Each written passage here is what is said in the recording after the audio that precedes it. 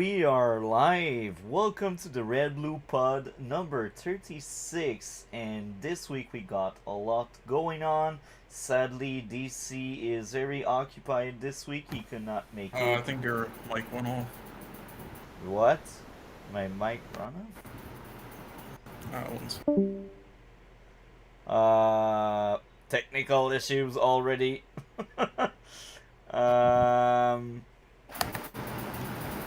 What is going on? I think Discord is messing up something. Okay, one sec, my mic disconnected. I hear you, but I don't see your icon. Oh, bruh, what is going on? Okay, so we already have technical issues. This is the great start for a great stream, right? We know it. Like, the moment we see issues like that, bruh. So yeah, let's hope it can get fixed soon. Okay. Reason right when you started the stream and we're doing the intro, my thing disconnected and won't let me reconnect my microphone, so I guess I just have to use the thing through the monitor for now. Okay. Do you hear me Sound now? okay? Or... Do you hear me now? Yeah. Does it sound okay? Yeah. So I was like, what is going on? Already technical issues. Yeah. So that's typical. Okay. So sadly, DC won't be with us this week. I really hope next week you will be able to make it. So we got a lot of topics. How are you, Cole, today? What's going on?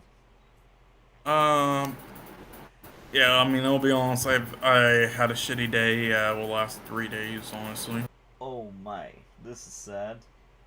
I hope well, power through, I guess, but, yeah, no, so I had to, delete my channel, but I'll have a new one, where I might do stuff on, but yeah, I had to delete my channel for reasons, and because I wasn't using it anymore, and, yeah, there's one thing I'm a little iffy about right now, though, was that, I wanted, when I deleted the channel, I wanted to put the YouTube handle on the new one again, but for some reason it keeps saying it's taken even though it's available now, so I guess, like, it stays on the deleted channel, so I'm like, will that go away eventually after a certain period of time, or? Maybe, whatever? but that's weird because your channel also vanished from the section I created where I marked down people with whom Yeah, I because do it's videos. deleted, so... Yeah. So yeah, I'll let you know in the future. I mean, again, I wasn't using anything on it anyway. Like, yeah. you know, if you want like a better place to view some movie stuff I actually do and that I use often, then it would be my letterbox, so not my YouTube yet. Perfect. I do think that your letterbox is still in the description somewhere. Yeah, Yeah, that's the main thing. That's the only thing that matters. Yeah. Okay, so man, that's a bit unfortunate.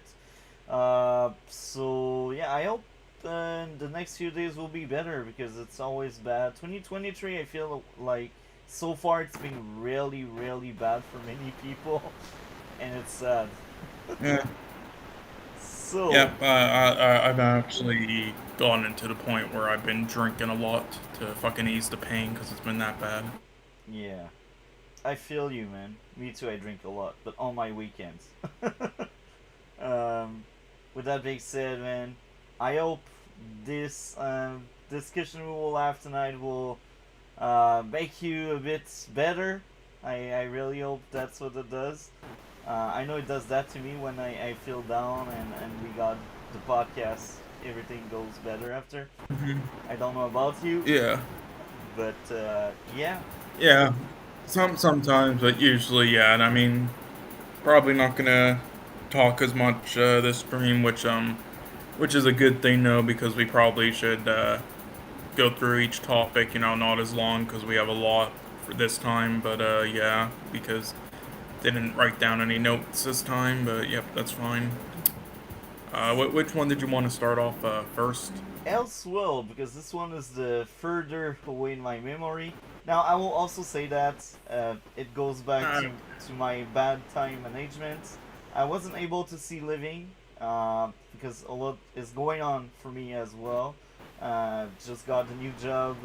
My schedule is that's good. fine. Again, that's fine. That wasn't needed. It was just because we're gonna review the one list now. Now that you've basically seen everything right before the show, that happens on like the 12th or the 13th, which you can watch live or just see the results on afterwards. I'm gonna watch it to laugh at it and the idiots, but yeah, as I do with my friends online.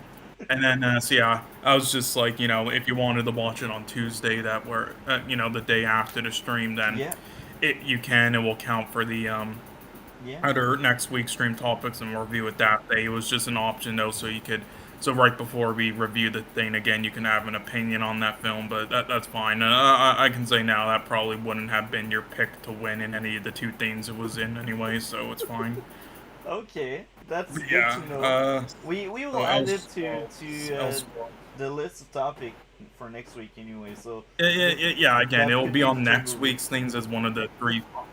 Yeah, well, as one of the three films, but yeah, watch it as the first one because, yeah, so you can watch it in time for the results or the show if you Yeah, want to. But yeah, so yeah, and so first one in your week. But yeah, anyway, Elseworlds, I guess. yeah. I'll start with okay. So look, yeah, I get what this is going for. Obviously, Elseworlds, yeah. I'll be honest, I don't think the CW style like it works good for it, but that's just me. Because to pull off some Elseworlds stuff like this, you really need to do a good job with a lot of pacing, making things pacing, editing, stylistic stuff, and yeah, what the CW did, it was really messy for me because of their style and how they do things. It didn't really work for me personally. I honestly enjoyed the crossovers more than the Elseworlds things. Oh, that's very But interesting. yeah, I'm surprised yeah. because I think this one was the funniest among the bunch. Um, I also think that the fact that it's the shortest, it really helped it a lot. Well, Invasion is also short, but Invasion is clearly better for me by a lot. But yeah, I think Elseworld was a good setup for Crisis, and we will cover Crisis once we cover Legend season 3 and 4, because Crisis is basically the start of Legend 5th season. So that's like this crossover here. Even if we barely had Legends of Tomorrow character, the only one we have is Gary. You haven't met Gary yet because that's a season 3 character, but that's the only one we really Mhm. met. And even there, it's not really the character; it's more the actor you met. But yeah, that's a setup for Crisis on Infinite Earths, the big one, the climax of the crossovers. Yeah, So yeah, that's basically a setup. It feels like a Marvel thing made by the CW. I see. Yeah. Well, I'll say my favorite episode out of the three is probably the once again the last one, just because all of them had issues for me that Yeah. were the same, so it was kind of indifferent. And this is probably the messiest episode with the issues. However, it ended up being my favorite because it was the most fucking bizarre and wacky. I actually kind of enjoyed it a bit. So I think the biggest highlight of that event is how smart Oliver and Barry are. Like they were able to escape the cell block, and in the last episode, Oliver realized the true purpose of the whole simulation of the whole like uh, training or the test, as the monitor calls it, and I think this is a great Oliver moment. Just Oliver like being like, I know you're a god, I want to talk to you, and he just shows up and they talk in that kind of closet. I think this was one of the best thing, and you can also see how Oliver is willing to give his life for the future because he sees him as being some kind of relic to the past, and Supergirl and the Flash are basically the future. Hmm. And it's true because he's the oldest one in the group and he's been doing it for like at that point like 12 years, 13 years, because he spent 5 years on the island, and that's like season 7 of Arrow, so it's like he's been doing it for like 12 years. And at that point the Flash has been doing it for like 5 years, so he's really like the big daddy of the group, you know. And yeah, I just like Oliver as a character a lot, and among like the CW and within his own show, he is one of the characters that got the most growth, and you can feel it with this episode there. Um, so yeah, I still had a few issues just like the others. Um, I will basically say all of my issues throughout like the 3 episode as one because that's a crossover. Uh, that was too easy for Barry and Oliver to escape the cell. That was funny. It's like if they, I know they're smart, but if it's that easy, why not more people just break out of these cells? That's all I see it. um, so that's the first one. The second one is more like in the second episode, the opening scene. 4 people cannot freaking aim. Are you kidding me? The guy has a sword, and he is able to take on people with guns. Bruh. Why? Why? I hate when TV shows and movies do that. I really hate the crap out of it. Now, this is funny. My next issue is Felicity character. I feel like each time there's drama between Oliver and Felicity, it's because Oliver lied. And I'm so pissed about that shit. Because that was the reason why season 4 was so bad. Felicity. Yeah, well, you say you hate that character a lot. Yeah, well, I like the character when she doesn't whine about lies and mistrust and stuff like that. I'm fine with it, but sometimes the way they portray Felicity is so terrible. The writer, I feel like they don't know how to handle her character. Like there's season where Felicity is amazing. In the 5th and the 6th season, Felicity is amazing. In the 7th season, she is also very good. It's just this one episode where she is at her worst. I'm like, why? I'm so bothered by it because Felicity in the first 2 seasons was amazing. In the 3rd season, she started to fell off. In season 4, she was a disaster. She made season 4 unwatchable. In season 5, she got back at being good. In season 6, again, she was good. But in the crossover, I feel like the writer only watched the worst episode of Arrow and they're like, that's Felicity and we will give that Felicity to the crossover. I'm like, it's dumb, it's stupid, it doesn't make sense. I won't say Felicity has a lot of growth in the show, but she's much better when she's handled by better writer. I just feel like when it comes to crossover, people don't really grasp well all Felicity should be, or they only have seen season 4. That's how I see it, and that irritates me so much because that's Felicity's worst trait, lack of trust and stuff. It's so annoying. I'm fed up by it, you know. Like, I wish that, and that's funny because, the explanation on why Oliver and Barry didn't want to tell her what was going on made sense because when Barry and Oliver told Team Flash locked them up. So it's like when Oliver lies, there's a good reason. Why do you lose your mind over it? You know the guy. Bruh. Anyway, Felicity, she is good when handled by a good writer, but she is godly terrible when the writer thinks it's only a character that whine about lies. Um, Next up, John couldn't aim, so that's the goal.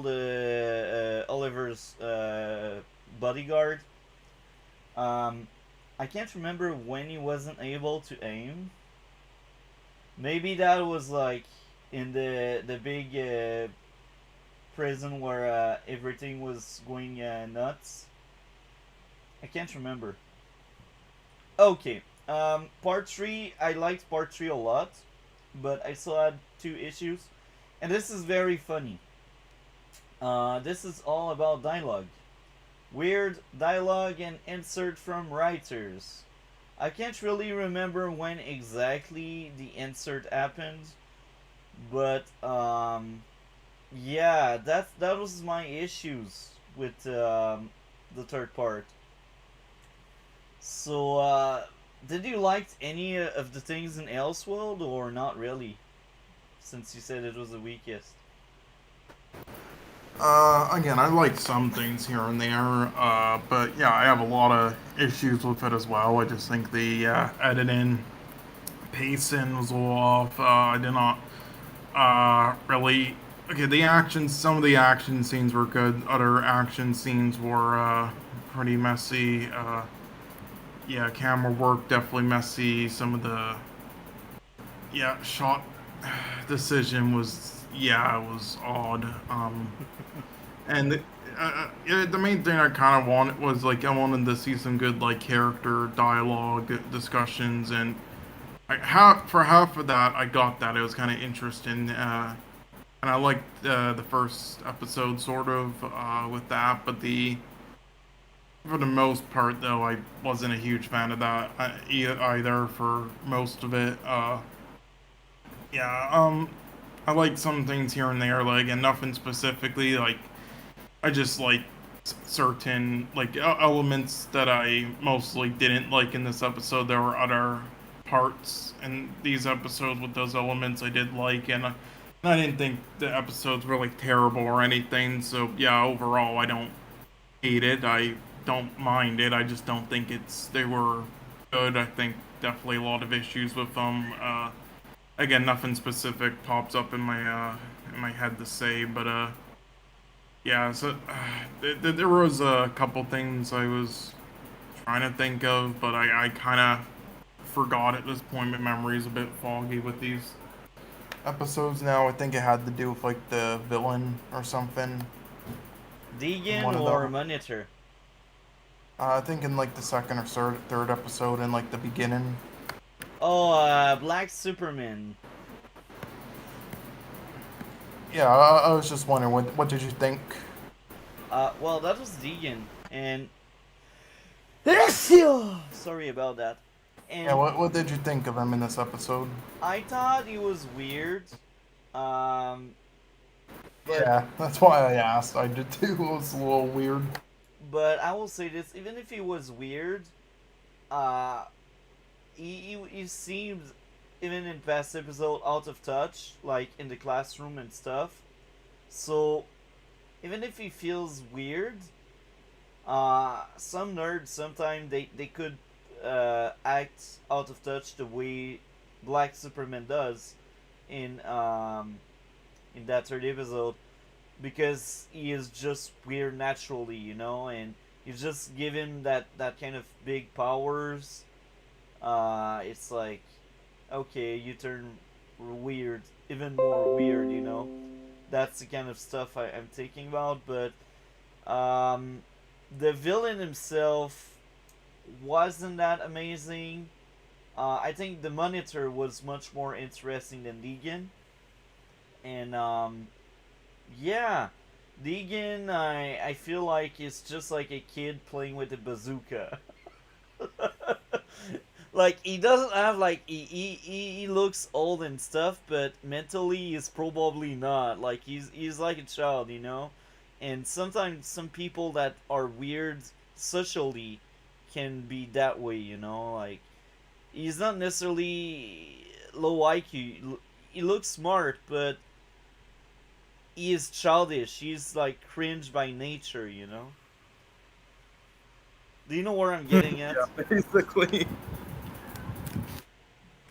So yeah, I think overall this crossover I gave it a 9.2 out of 10 because Oliver and Barry relationship was amazing, and Oliver realization that he need to push forward Flash and Supergirl instead of him being on the forefront and like trusting others to take up the mental and the defense of the world. You know, it's interesting because for a long time Oliver wanted to do everything by himself, but at that point he realized he cannot do it by himself and you need to trust others. And that's part of his character arc. That's why it's really good, and Oliver is really changing. You know, by the end of the show, he is someone else, and that's why I like so much Arrow. It's because of the build up, and the build up made sense because of the experience he has. Like Oliver knows he has no powers. Like his only true strength is his experience, his trauma and stuff. He weaponized his trauma in the darkness, you know, and that's what made this crossover really good for me because it's another piece of the puzzle. And outside of Phil's team, the second episode, I do think um, this crossover was really good. 9.2 out of 10 from me. What would be your grade? Uh, yeah, for all three episodes, I would just give it a five. Yeah, decent, but a lot of issues for me. I wasn't too into them in comparison to at least half of the crossover episodes. Yeah, I mean, it wasn't bad, but yeah. Yeah. So I think it was better than Crisis, and the biggest reason is really like Oliver chat with the monitor. What did you think of Oliver chat with the monitor? Yeah, that was one of my more favorite scenes. I'll say that, and again, as you said, the Barry and Oliver dialogue stuff. Just like the one crossover episode. Again, I really like that stuff. And it was more of the other conversations I didn't like as much.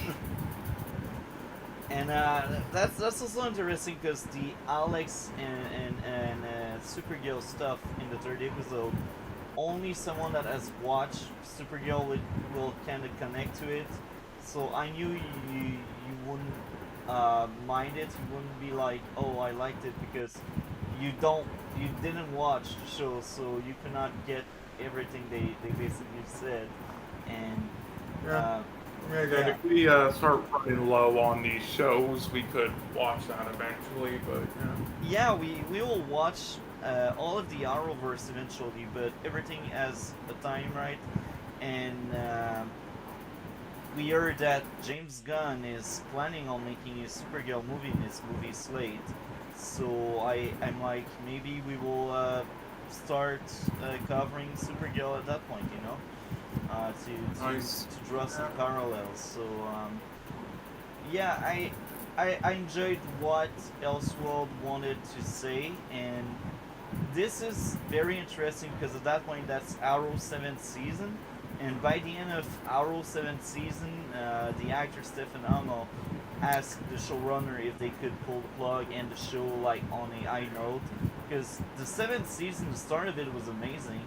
The back half was actually terrible, but the first half was amazing, and Stephen Amell was like, "We did that for 7 years. I'm tired," and they really gave a lot of money for Oliver to come back for a eighth season, and he also had a great deal. Like he had a limited run instead of having the 20 episode run. They did 10, and that was all the build up for Crisis and what happens after Crisis. And they also tried to set up a spin off that never happened, and I'm glad because the lead actress would have been terrible in that spin off. Anyway, um, yeah, like that's funny to think about that because here in season 7, Oliver got a lot of growth in the crossover in his own show. He realized like um, lots of things about himself. There's a lot of Oliver deconstruction in season 7, and there was a lot of that in the first episode as well of the crossover. And that's interesting because even if they don't understand Felicity, at least they do understand Oliver, and I like it. That's one thing they did right. um, so yeah, I guess we can move to next topic. Except if you'd like to share something else. No, that's about it. Okay, so right Uh, now, well, I guess are we doing the Flash next or? no, we will space it out because DC is I not guess. around, so we will Yeah. space it out. Anyway, luckily the Flash is more fond in my memory. The episode, although that episode was honestly mostly like dialogue Yeah. conversation. I was like, So next up would be Del Toro Pinocchio. What did you thought of Del Toro Pinocchio? right, yeah. So, I don't remember as much like the original. I haven't rewatched it in a while, the Disney version. But yeah, yeah, that was like ages ago, like 100 years ago or something. Yeah, an old story. They did not accurately adapt it from the book, though. They made a lot of changes at that time in like the 40s or whatnot, or the 50s, whenever it was made. And yeah, this is and also yeah, the name Pinocchio. Yeah, it's now free use for everybody. So because of that, there's been a lot of other adaptations of Pinocchio recently, and yeah, that's how Del Toro got the rights to do this one. I really hate this like free use thing now. Like after 100 years, we finally get the rights to. Oh god, but anyway, this one is more, I'd say, accurate, a lot more accurate to the original book. The source material it was based on, but it was also its own thing, its own unique and like darker thing because yeah, Del Toro really likes like twist, like he makes more twisted, dark fantasy films, sort of Yeah. with subjects, and yeah, and yeah, I think it worked really well.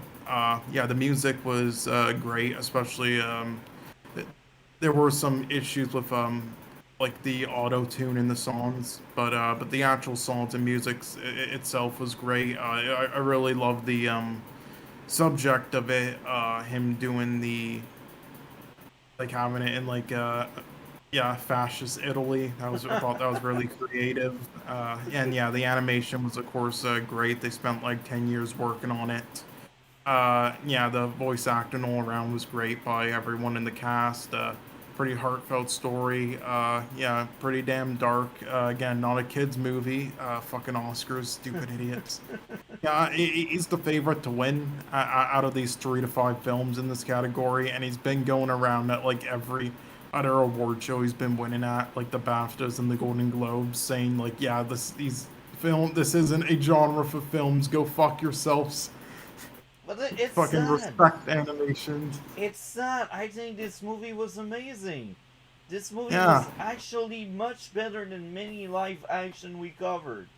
yeah, but they don't take animation seriously. They like people who at these award shows they like either don't even watch them, and just like vote for what their kids pick. They just think of this genre as for children when it's not, and when there's tons of films just like this that are clearly for more for adults. Well, It's it like it's depends. Like, it depends because yes, it's aimed at kids, but like, I think well, it depends.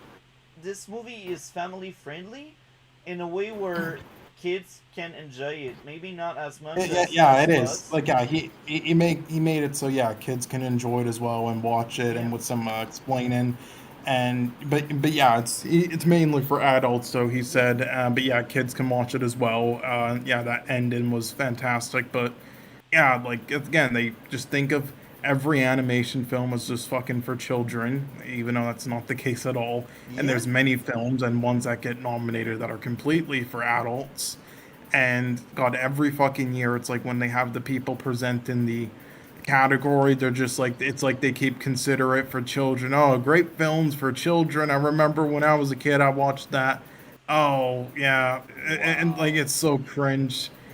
God, especially when they literally have, you know, uh, what was his name again? Hayao Miyazaki, whatever, in their fucking Oscar Hall of Fame thing with all the fucking adult like films he's done, which are clearly not just for children, but for adults too. Like it's so stupid. But yeah, so he's the favorite to win. It isn't my favorite animated film of the year, but it's an amazing one as well. And yeah, he's been going to every fucking show he's winning at, and just like spouting that, which is good because it's needed.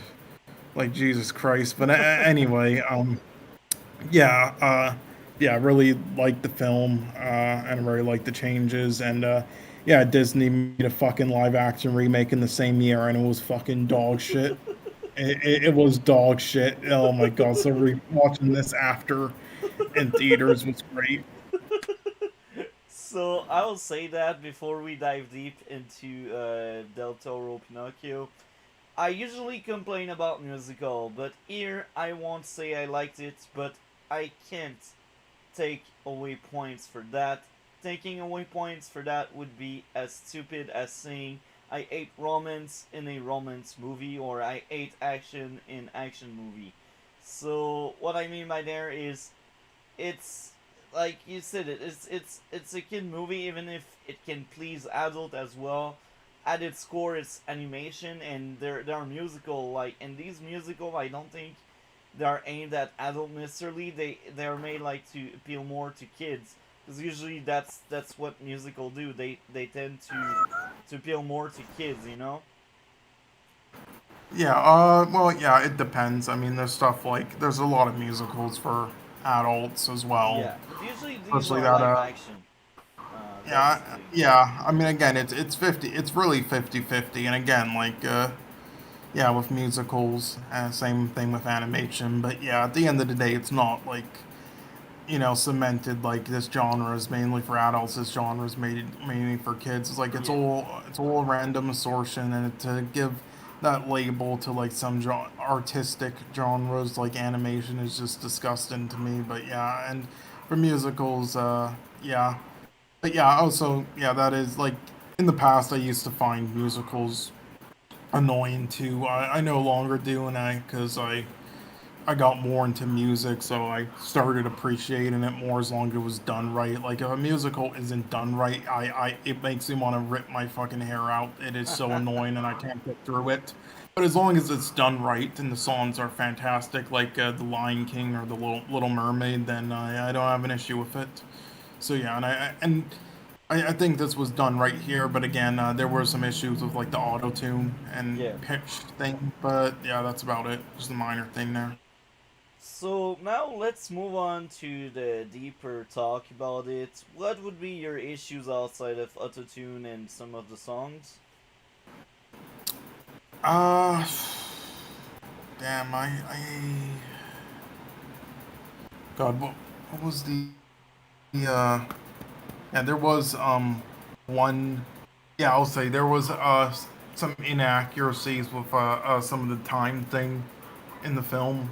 Uh, it's like there was supposed to be a length of time a character did something for, but, yeah, it was inaccurate to how much time actually went on, just so it could, do stuff in the scene. So that was a little, yeah, uh, a little weird there. Uh, Now, any other flaws? Honestly, I can't really. And again, that isn't to say the film's like perfect. It's just when it comes to just like bad flaws, I can't really think of any too much for me personally. Outside of that, just like off the top of my head. But again, I don't have. I didn't get to write down any notes for this stream, so maybe there would be. I just wouldn't know. Again, this is why this stream's gonna be tough for me tonight. But yeah, again, maybe there's some other ones, but I don't know. But yeah, yeah. So my issues, well, I should say my issue. I only had one. The villain was one-dimensional, and I've seen that kind of villain a lot, and I feel like it's not done worse or better. It's just not a good villain, I think, and that's like this movie biggest flaw. And Okay, that is kind of true. However, I'll say is they were just like in the one film we'll get to later, which was Puss in Boots. There were kind of like a few villains in this, yeah, or like a few people, like bad people in it, and each of them kind of represents the negativity in the world and at that time in fascist Italy, while facing like with the positivity from others, and that Pinocchio does the conflict and battle against it. yeah, So because of that, I didn't mind as much being them like one dimensional, because I mean there are a lot of people like that in real life who just like don't like, they're not one dimensional people, but yeah, they just one dimensional with their way of things like that, especially during that time. And because there are a few of them like that who did different things, because of that, I didn't care as much. But and because the voice acting was so fantastic that I just loved their performances and their animation. But now that you brought it up, though, yeah, even though I didn't have much of an issue with it because of that, yeah, that is kind of a probably one of the biggest weaknesses with the film. I'll agree with that. yeah. Yeah, and unlike Puss in Boots, I don't think it's done as well. So, I yeah. think Puss in Boot. That's funny because we will talk about him last, but I will Yeah, say, but the villains being one dimensional and that I think were done a lot better, and with them having multiple, that kind of yeah, added for the other one, the other thing that the other one was missing, like one having being more comedic and the other one just being darker.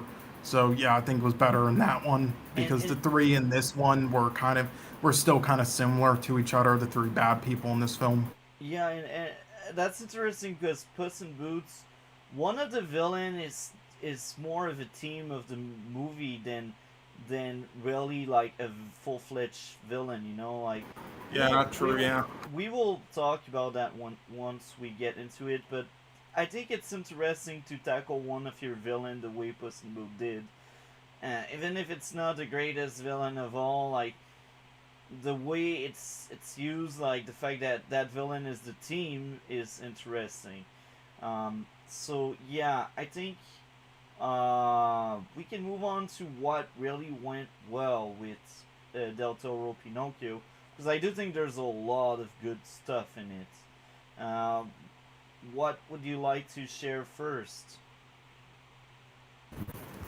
Well, again, usually when I go first, I share most of what I have off the top of my head, my positives. So yeah, I kind of did that, but with other things, again, the one thing that Del Toro really does well in his films, and what he made sure to do in the animation, is he made sure it all felt natural. One thing that some animated films, especially Pixar films, forget to do sometimes is that really makes it feel like animation instead of like real with these characters, is they forget to make them have like natural moments and like them when they do things. So it's like when, and I saw the behind the scenes creation of this film that's on Netflix as well. It's like 30 minutes long.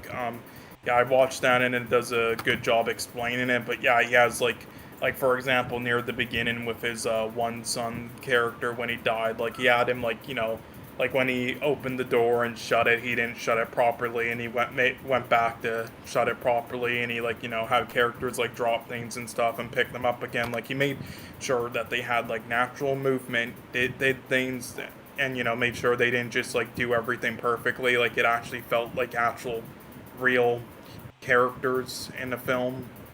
And yeah, some bad directors with films like these, they don't make sure to do that. But yeah, Del Toro did make sure to do that properly. And again, I really like the dark elements and themes in this as well. Thought that was really nice, in the whole metaphor about time and everything and life again. Yeah, yeah, but again, I pretty much everything else kind of already said. So I kind of want to know like what you had to say, Bruh, but about it, like what you really like. I got so much to say. I think this movie is amazing. As I said, it's one of my favorite movie. and this is an animation movie that really beats down really hard some of the live action we have seen. The biggest flop in my eyes was Babylon, you know, because Babylon could have been great, but it was just mediocre at best. And we got like Pinocchio del Toro just tackling these serious thing, and they hid it behind a kids movie, you know, and they hid it well because I don't see the kids really realizing how dark things are with this movie, and it's really like for everyone. This movie is really for everyone. The characters are very likable, and even if it's animation, they feel real. Even the one-dimensional villain, he feels real.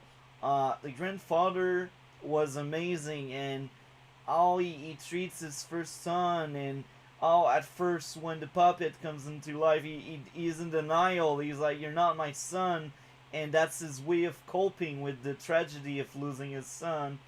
And it's there's a lot of like coping stuff with tragedy and sad stuff, and it's emotional. This movie is very emotional. The kid acting like a kid was amazing. Carlo death wasn't expected, and it's surprising that in a kid movie they kill a kid. It's kind of shocking. Like, it's off screen, but it's still shocking that they had the balls to kill a character you got invested into for like 20 minutes, and how that loss affected the grandfather was amazing. It was wonderful. The father sadness, I could feel it by watching what was going on. The music, the insect is very likable, like the cricket.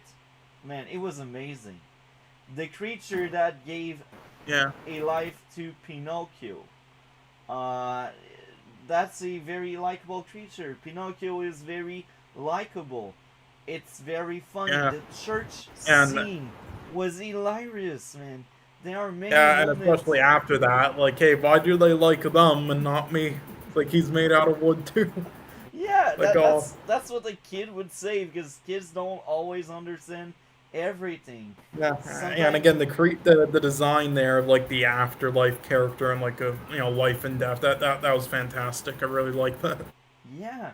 And Pinocchio first death and the explanation of him each time he dies, it takes longer to come back. That's magic, and they set up the rules, and they do respect the rules. And the one time they break that rule at the end of the movie, it comes at a very high price, giving way to what is going on.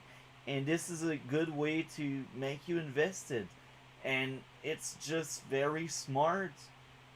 This movie is made with care for probably the books. I haven't read the books, but based on what you said, it's made with a lot of love for the books. Yeah, yeah. Again, I don't think I haven't read the book exactly either, like completely. I don't know or know completely about it. I just know of a lot of elements in it. And I don't know if again, it might just be Del Toro's like original villain. I'm sorry, vision with the him deciding to like make it like a fascist Italy type thing. Like, I don't know if that's in the original story, but I know like all the elements, a lot of the elements to like like how it plays out, like how it's how it started with his son dying and then bring it back to life and with like a spirit and stuff. I know that's from the original source material that the original Disney animated film didn't really do, and then the live action one did a bit of, but that was just a heap and pile of fucking shit. So let's not talk about that. um, People reacting to Pinocchio was very believable, because it was depicted as a society based on religion and Christian.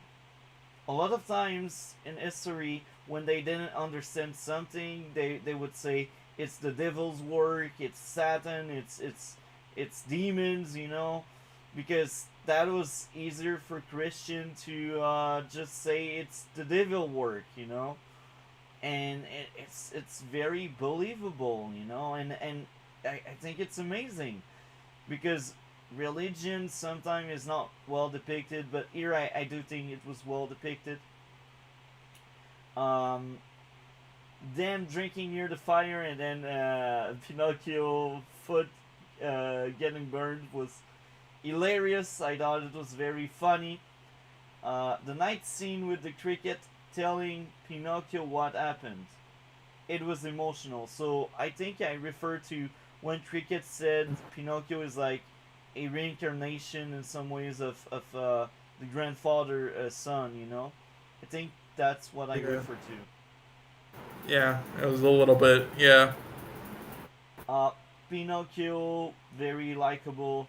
The theme of being afraid of the unknown. This is a deeper theme, and this is showed mainly by the religious people, the church and stuff. How people react to Pinocchio, basically. Uh, them having a fight over the kid. So I guess this is uh, the military guy and the bad villain. I guess that's them having a fight, or that was the grandfather and the villain. I can't remember who had the talk over the kid. Maybe that was all of these three that were involved. Next up would be Cricket's speech about accepting Pinocchio. The father growed since by the end he accepted Pinocchio. Pinocchio seeing the villain true colors. That was amazing. The puppet's revolt was hilarious. Very funny. Pinocchio learning about the burden of having eternal life. This is another theme where it's in the movie, like dying is part of the cycle, and if you don't really die, you see other people around you dying, and this can be very sad, and this can be a yeah, curse. yeah, and yeah. What did you think about the scene with Yeah, it was like the with like the bombs dropping and like the one kid and his father. What do you think about that scene? I will say this: the kid and his father. I didn't feel anything. I didn't hate the father because I understood his purpose, and this goes into another deeper theme of the movie is how to escape from toxic relationship and how to step above that, you know. And I think this is why I wasn't that bothered by the father being a piece of shit with the son. It's because it was in the theme of, yeah, this movie treats how abusive relationship are, and it treats how to escape from them.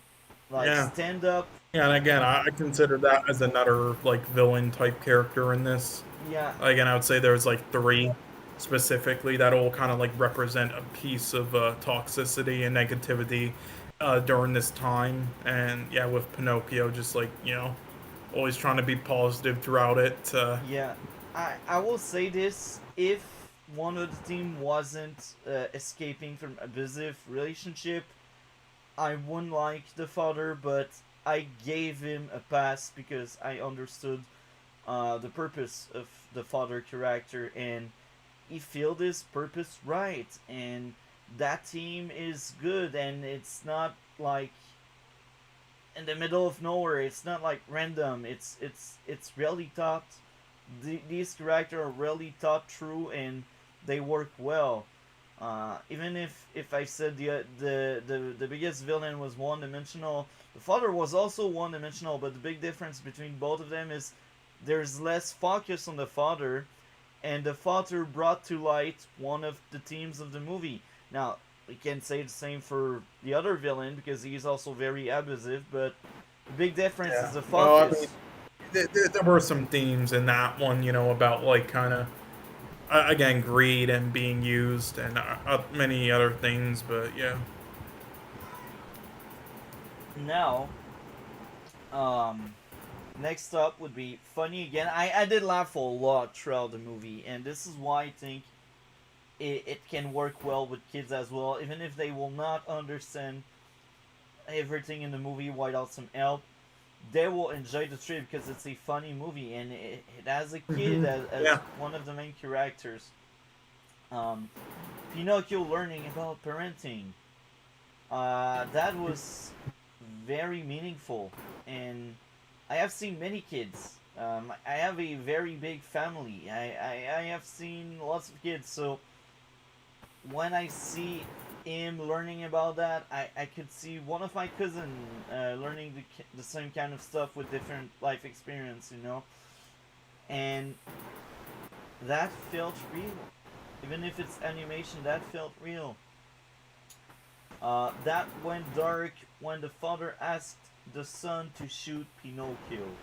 So that's another scene where even if the father was one-dimensional, that scene had a punch. It packed a punch, and that scene was actually amazing. You know, it's like Hmm. you see the bond they had, Pinocchio and the kid. So it Yeah. also highlights the deeper theme I already spoke about, how to overcome abusive relationship. That's why I really give Yeah. the father a pass, even if he is not that much better than the other villain. I think he is more needed than the other villain.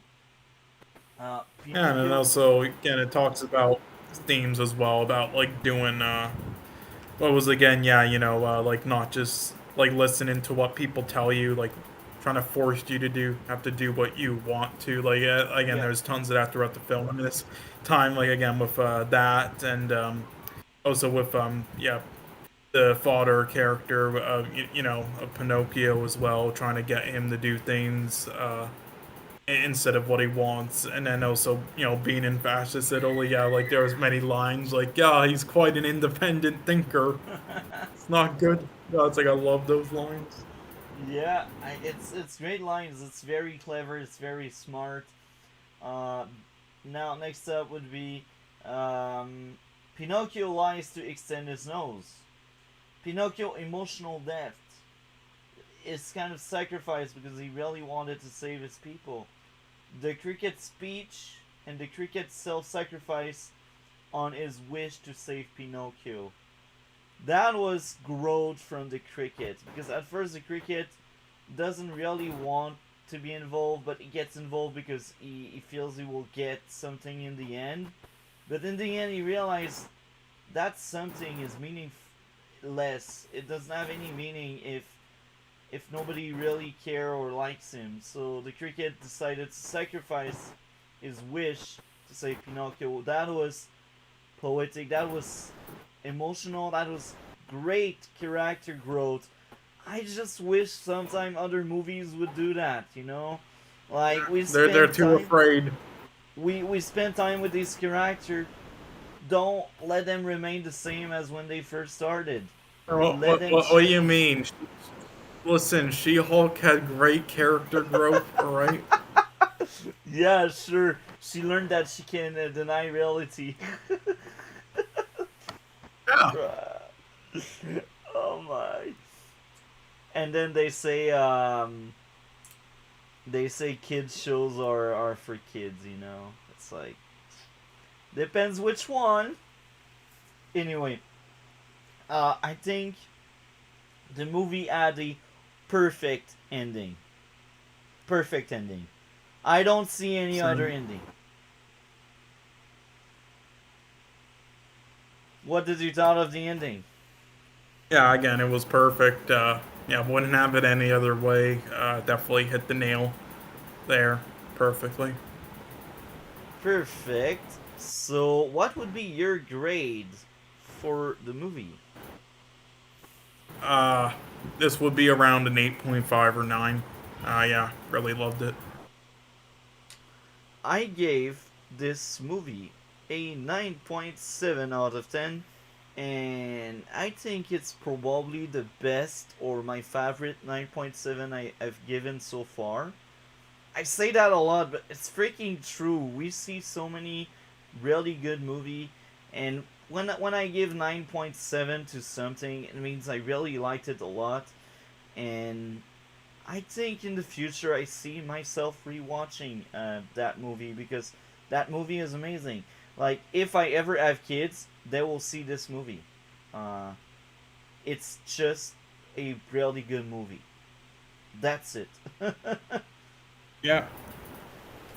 See. So Um, so which ones? I guess. the Was there Flash. anything else you have to say, or? Not Yeah. No. really. Okay. So. Do you The have anything Flash is else? next. All right. No. I was just. Yeah. I was just gonna ask which one's next. Okay. The Flash. Yeah. So, Yeah. what And did you also sorry thought of for the this background episode? noise. Um. This episode.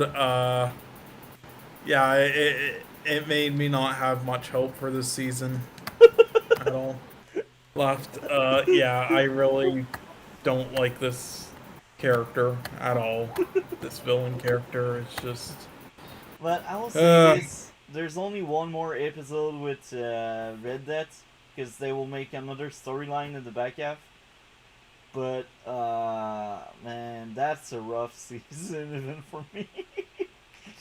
yeah, this was all the character dialogue I did not like. They spent like half of this episode alone on like the conversations between her and Iris. I was like, is this gonna end? Jesus fucking Christ. And yeah, this wasn't really interesting. Yeah, Flash was dumb in this episode.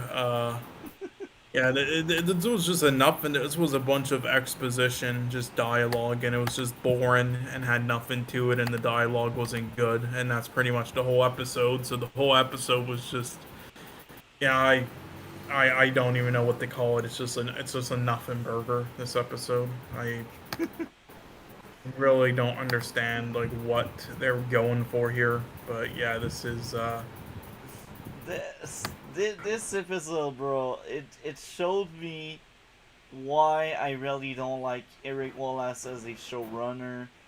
He has so many good ideas, but it's poorly executed, bro. Stop. Like, he wanted to show some Easter egg to make people happy, but it comes off as cringe bad dialogue, eye rolling shit. I'm like, bro, Mhm. we deserve better. Don't make Easter egg if you cannot make them right. Yep. This was again, it's like he executes this like a fucking 8-year-old like writing a short story where it's like there's no actual like character like emotions or like pauses or anything or like reactions to anything. It's just like a bunch of 8-year-olds quickly writing down everything they need to say flatly and then done. Like this is just It's I don't even know what to say with this episode. I can say at least the were the performances even that bad? Actually, I wouldn't even say the performances were that good, but at the same time, they were kind of given nothing to work with. But again, the character, they were very mid. They're like not yeah, that bad, not that good. it's It's just their reactions, like their emotions and the characters. It's like I didn't really feel any as I should have. It was just flat as well again. But again, but again, should that really be blamed on them, or should that be blamed on the script writing? I don't really I know, think but it's blamed on the script writing at that point. It's yeah. obvious there are issues So there. because of that, I won't say they were bad in this. So I'll give it that. At least the CGI in this looked better than other episodes, but that's because there was barely any CGI. So They found a way to turn Red Dead into a joke. I was actually very hyped in the first episode. I enjoyed Red Dead in the second and the third episode.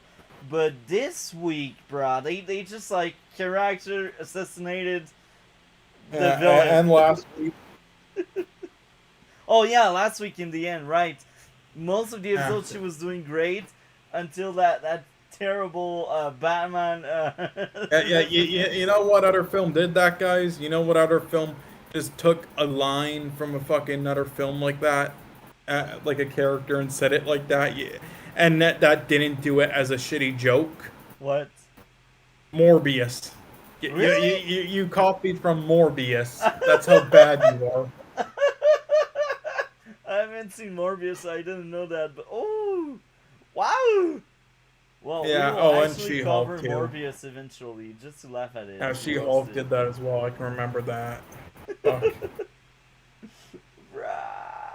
This episode was so rough. Now I will say this, even if I sound really negative, I do think this episode was better than episode 2 and 3. It's still much worse than the first one. I think the first episode this season was the best episode so far, and it's so sad. It's the final season. It's your last shot, Eric Wallace. That's your last chance to tell us you didn't got hired because you're a diversity hire. You know, it's because I started thinking about that, man. He got hired because he's a diversity hire at that point. Bruh. Um. Okay, I guess we can dive deep into the episode. Um, what would be your issues outside of the few ones you already mentioned, if you have any? Uh. Fuck. I mean, I pretty much mentioned everything. It's just, yeah, again, poorly constructed, poor dialogue, uh, poor acting, but not because of their fault, really. Because of the Poor script. editing, poor pacing. It's just a nothing burger. Anything else, not really like a flaw. Like again, you're gonna talk about like more detailed stuff, like certain like character actions or things that they did that you hate.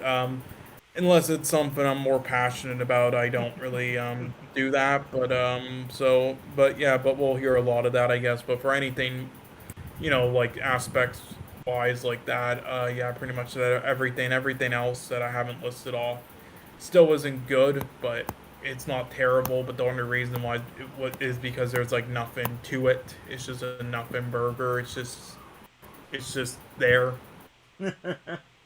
So um, yeah. my issues, Chester Allegra relationship, so many freaking scene. It drives me nuts. Like the first scene where it's addressed, someone is texting to Chester. He's like, "Oh, Chigra is going. Who does this shit?" Like, it feels like Twitter talk. It doesn't feel like two people chatting about someone. That's terrible. Uh, then I already mentioned it. Red Dead dialogue is eye rolling, terrible, awful, every bad adjective you can point out.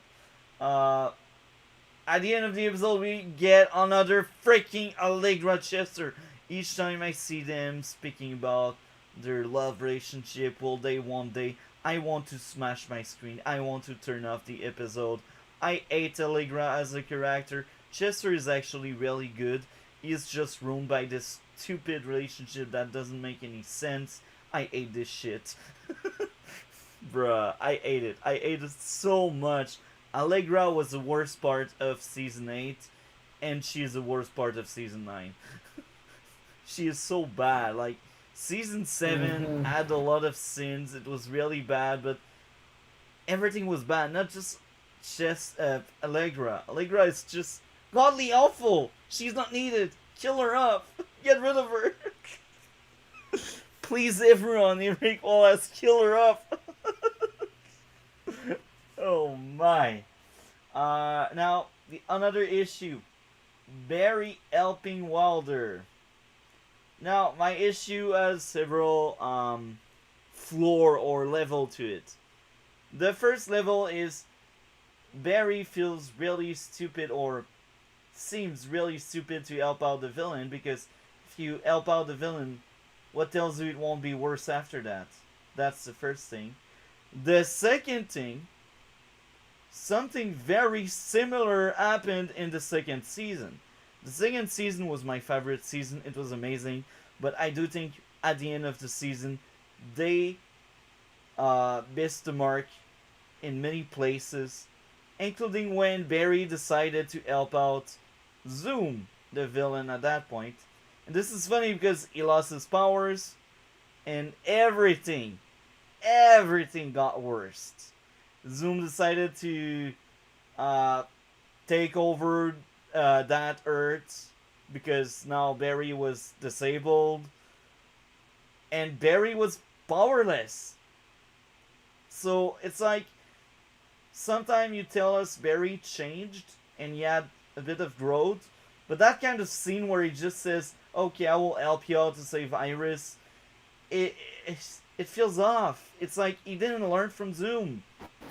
I didn't even remember that, but yeah, that is yeah, that I don't think he would ever do that at this point unless he's a fucking retard. Yeah, exactly. And Barry is showed as being smart many times throughout the show. So when I see that and he's just like, "Okay, don't hurt her, I will do it," my eyes are rolling. I'm like, it's so stupid. It doesn't make sense. It doesn't. It just doesn't. Um, the other floor, the other level of this insult is how Iris is reduced to a freaking damsel in distress again. The third season made Iris dirty really hard. She was turned into a damsel in distress. People didn't like it, but yet they do it again. Why do you turn your female lead, because she's the female lead, why do you turn her into a damsel in distress all the time? Because you don't know how to freaking write female character. I said it. You don't know how. Because if your character can only be damsel in distress, it's bad. It's as bad as if your character can only be a badass and never weak, you know? It's like two extremes. Some people cannot write some weakness in characters. Other people cannot give strength to their characters.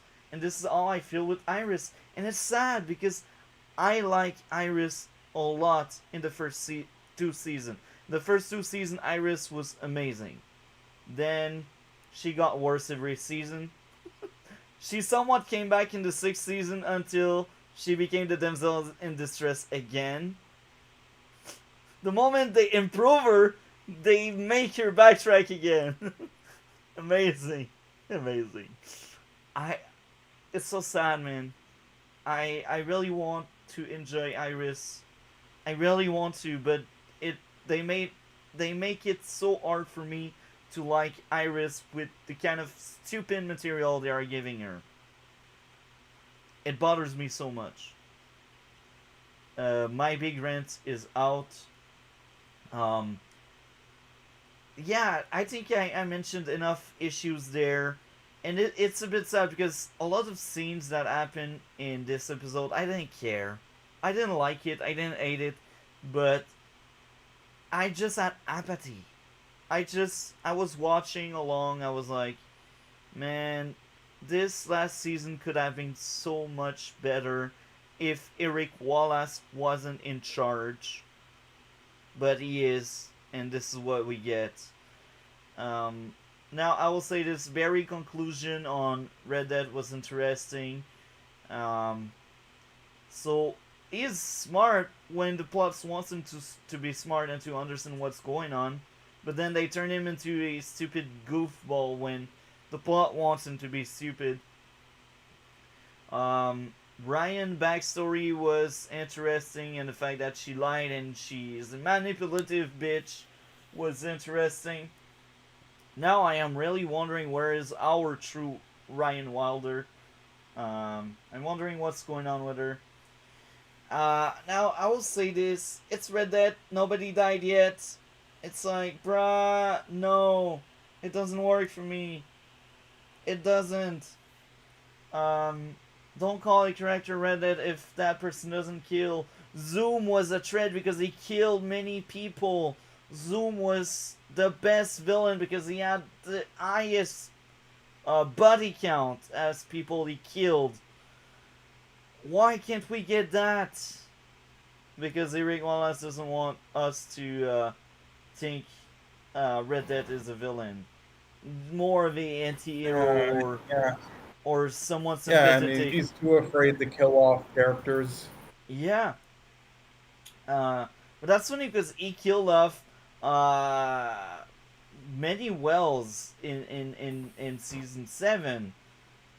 and that's it. That's I think since Eric Wallace has taken over, people barely dies.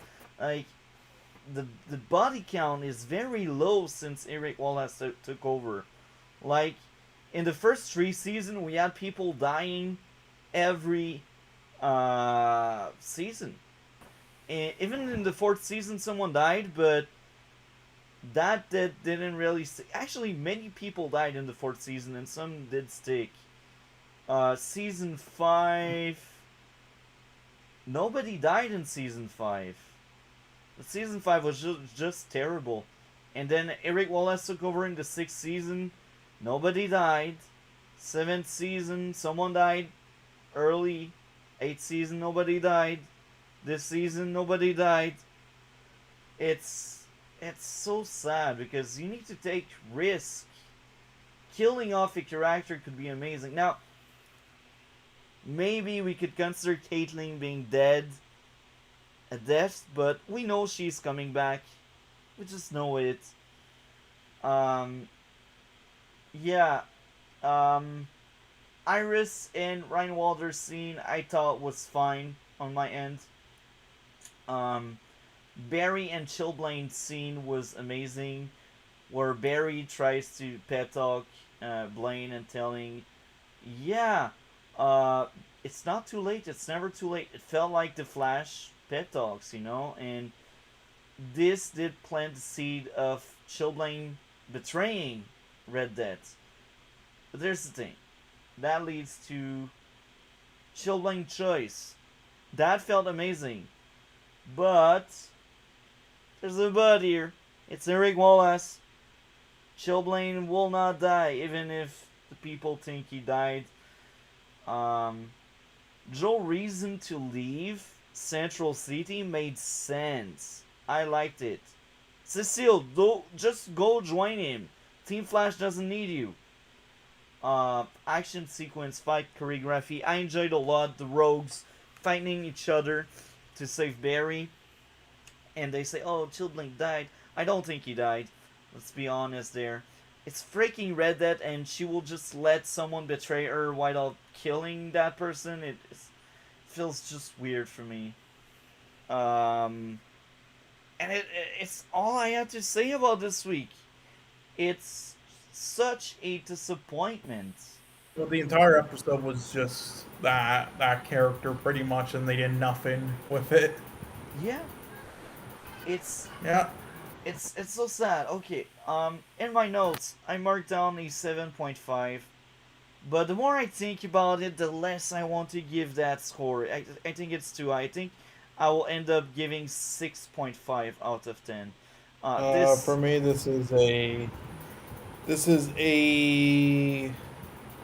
I don't know. I'm deciding this is definitely a fail for me.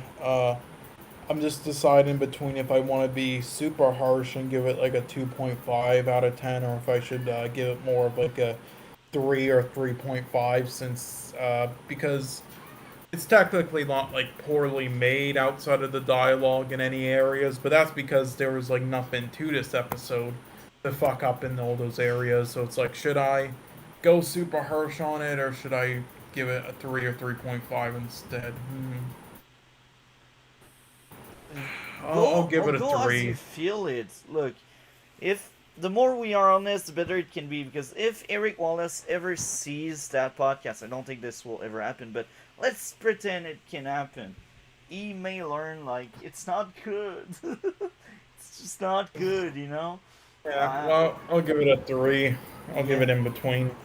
It's sad. I really want to like this final season. I've seen many shows that chose their final season or that got cancelled, but their last season. I did not mind the second episode at all. Ever since then, that was just been fucking. Yeah, I will defend the show as much as I can, but it's just not a good episode, and it's funny because I don't have that many likes. It's all the flashes now for me. The issues make me almost tap out.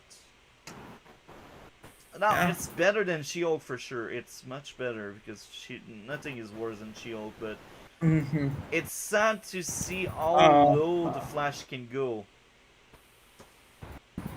yeah. Uh, You were yeah. At this point, I don't know. you were never really a Flash fan. That's why it doesn't hit you as much as me. But Yeah, I but know I deep cannot. down you want to Well, like it. You know. here's the thing. Again, before MSK, pretty much that bastard. No, I mean, still friends. No, friends with him. Yeah, good friends with him. But I mean, for some reason, that bastard has been keep ignoring like me, Mike, Pickle, and everybody lately. Uh, on stream chats and everything. A little confused with that, MSK. Why don't you answer our damn questions? Anyway, when I was on his shows before, which he also for some reason hasn't been inviting me to lately, yeah, he here's the thing. He made me even though I wasn't watching The Flash at the time, he needed an extra person to do episode reviews with because he always had people doing the episode reviews, at least one. So I was doing it with him. I watched half of each one and was just saying some things just so I could have somebody on there. But yeah, I've heard him like discuss the show and season 8, and also in other streams with more people, new streams discussing the Flash and season 9 coming up. And yeah, they talked about many times, you know, like when the show first came out, like many years ago, and just how many seasons and episodes has gone by, and this now being the last, and like not like still not like realizing that like holy shit, this is the last after such a long time of watching this show and through all these years. Like one of them even said like I gone through elementary, middle, and high school, and like fucking watching this shit. So Yeah. When yeah, when so when the so show because start? of that, yeah, so yeah, I can feel that, just like listening to that and like with the characters and everything. Like again, even though I'm not a fan of how the show is like made or written, a lot of the time I still, for the most part, enjoy the characters. Besides the episodes, they really fuck them up. But I enjoy it. It's better done than some other CW shows like fucking Titans and shit. So I can at least respect that. So yeah, seeing it now just turn completely bad, and because usually it's like 40% around that episodes are at least kind of solid, and then the other 60% for me are kind of bad. But yeah, this and it's just kind of a below average season each season. But yeah, now it's been like so far like 80% bad and 20% good, and that 20% equaling only one episode so far out of like the 4 or 5. So I mean, hopefully this changes, but yeah, it's not looking good. Hopefully there's some deaths in the to be, in the second part to be continued. Because Jesus, hopefully it's better written, better action. I don't believe it though. I think we'll see. Based on what I've heard, the back half villain will be Cobalt Blue, and this will be interesting because this is Oliver will actually come back. He Hmm. was filmed. I don't know how they will bring him back. I don't think they will permanently bring him back to life. Maybe he will be brought back to life for like 2 episodes or 3, or maybe it will be a temporarily thing. Um, but yeah, I'm excited to see how it goes with Oliver. Anyway, the Flash, man, I really wish that was better. Um, Also, for the record, I need to do something for like 2 minutes, but keep talking about the Flash if you okay, want, and then we can move on to the next topic, I guess. okay, so I kind of spoiled to Cole what would happen to Oliver in Crisis, but he probably knew it already. So let's see how he will react to it once he has seen it. We will eventually cover Crisis on Infinite Earth. We will cover that um, once we are done with Legends third and fourth season, so probably like 2 weeks from now. Um, yeah, it's so sad because I have that chat with Cole, and this Flash episode got worse. I really want to like the Flash, I just can't. Eric Wallace, you're a bad writer. You don't know how to show run the Flash. You need to step up your game in the writing, because this is not how you make good shows. Good shows need good writing, and the dialogue is so bad. It's a shame. It's really sad, but it's life, you know. Things happen. So cannot wait for Cole to come back. And once he's back, we will move to Marcel the Shell. So yeah, we got a lot of animation movie this week, and this is interesting because these movies are sometimes much better than real life movies, like live action. So people that are making live action, please take a look to the animation this year. The animation did a great job. They did really good movies. Maybe not Marcel the Shell. Well, it's average, I will say. But Del Toro Pinocchio was amazing. Puss in Boots, The Last Wish, was also amazing. So, Cole will eventually come back. I hope so. I hope that won't be cut short like last week. And I really hope DC can make it next week. I think DC with us speaking about the Flash feels always amazing, because DC has a different take. He likes much more Eric Wallace than we do, and it's a bit sad we don't have DC this week around. Let's hope everything he has going on right now will get fixed. So, yeah, already RedBlue Pod number 36. Almost a full year of podcast with Cole. I had a blast during that year. The third season of the RedBlue Pod. We will try to always use StreamYard. Here's the thing. With my new job, I got money. Well, I will be able to pay for higher level StreamYard. So, with higher level StreamYard, I think the watermark of StreamYard will vanish. I really hope so. And I will be able to just do StreamYard with the people on the panel. I like Discord calls, but StreamYard looks much more like a podcast, you know? That's the big thing. So, Cole, now it's been more than 2 minutes. Are you back? Yeah, sorry. All good. Yeah. You're talking about StreamYard there. Huh? Hey, you were talking about StreamYard. Which one did you say you like more that's like a podcast more? Well, when we use StreamYard, it feels more like a podcast, you know? That's what I was saying. And because of my new job, I got money, and I actually have a roommate now, so I will have even more money. So because of that, Yeah. I will try to pay the higher level of StreamYard. So I hope I see. by paying Yeah, I'm gonna try to buy it as well, but yeah.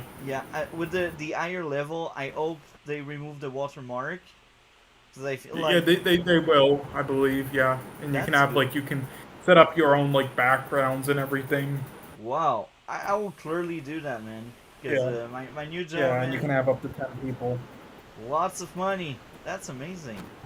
Yeah. Um, Yeah, I'm gonna buy it as well eventually when I set things up, hopefully, but yeah. so, I guess now, except if you'd like to add more to the Flash, we can move to Marcel the Shell. Right, okay, so this film, yeah, basically it was it started out, a 3, but also mainly the first one. Like, yeah, a selection of, like, yeah, viral videos that went viral on YouTube. Yeah, and it was also, yeah, the character is voiced by Jenny Slate. Might have, he's, yeah, been gaining popularity now in Hollywood. She was in Everything Everywhere All at Once. She was like the person with like the dog, and Yeah, yeah, she's really. been in other stuff. Yeah, she's been in other stuff, and yeah, she originally voiced in the character in the YouTube shorts, and it literally just started from them like, Dave just like at a party and then chatting about like this random idea and recording voiceovers for it. And yeah, it was gonna be turned into a show, but then something fucking, I believe it was on SNL when she was doing some skit, she like swore, and just off of that, it's like they then canceled it, and she was banned from SNL, That's sad. and yeah, so they didn't get to make it. And with the director, Dean Fleischer Camp, who's also after this, he's doing the a live action remake for Lilo and Stitch, so we'll see how that is. But yeah. Anyway, years later though, they got work on this.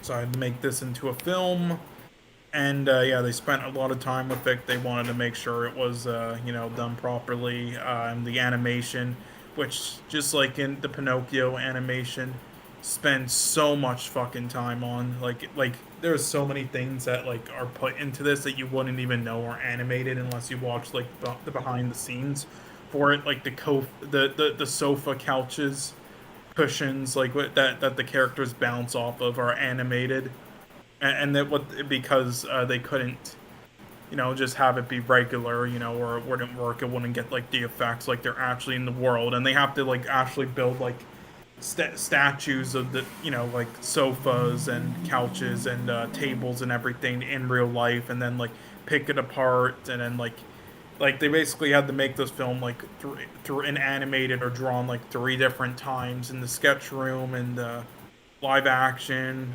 animated with the character. Like it's a lot of work that goes into a film like this. And yeah, it's sort of similar to the film Paddington, the best way I would describe it. Like it's the style and having like live action and then animation.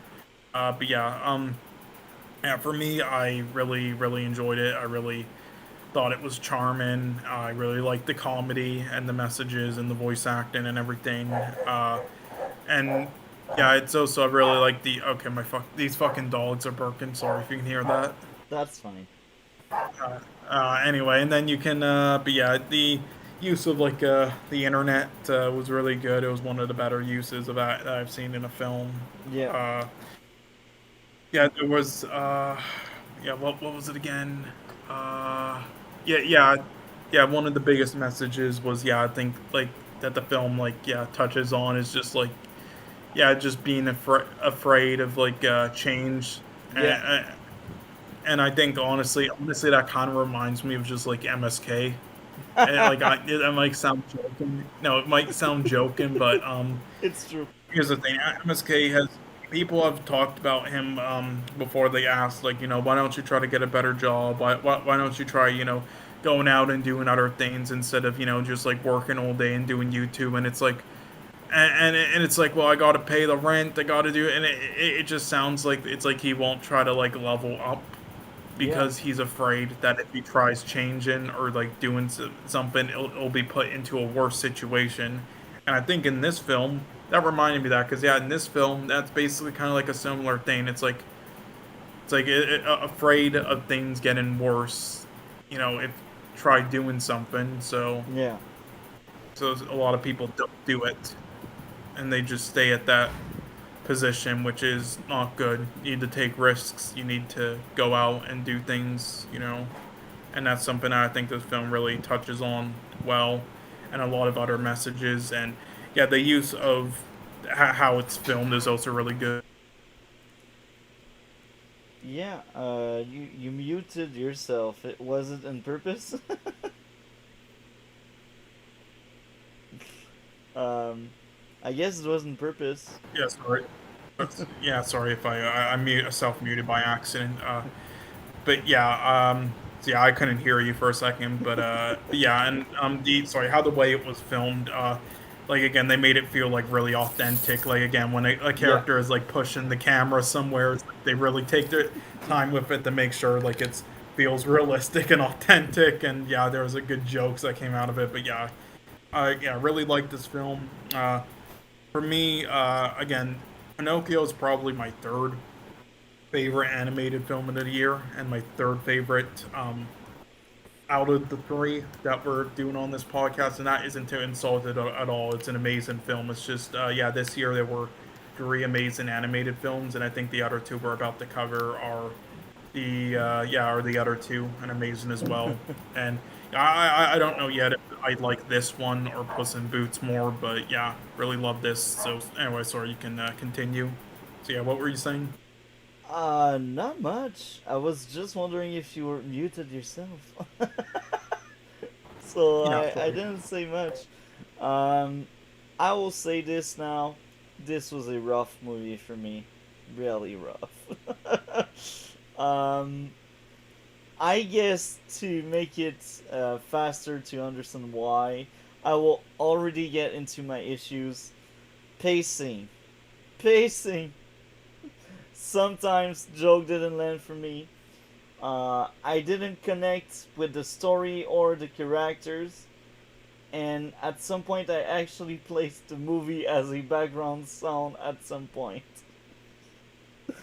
That was how rough this movie was on me. Yeah, that's fair. I still think it was well made, but I just didn't connect with anything. And I still liked a few things, but that was a rough movie.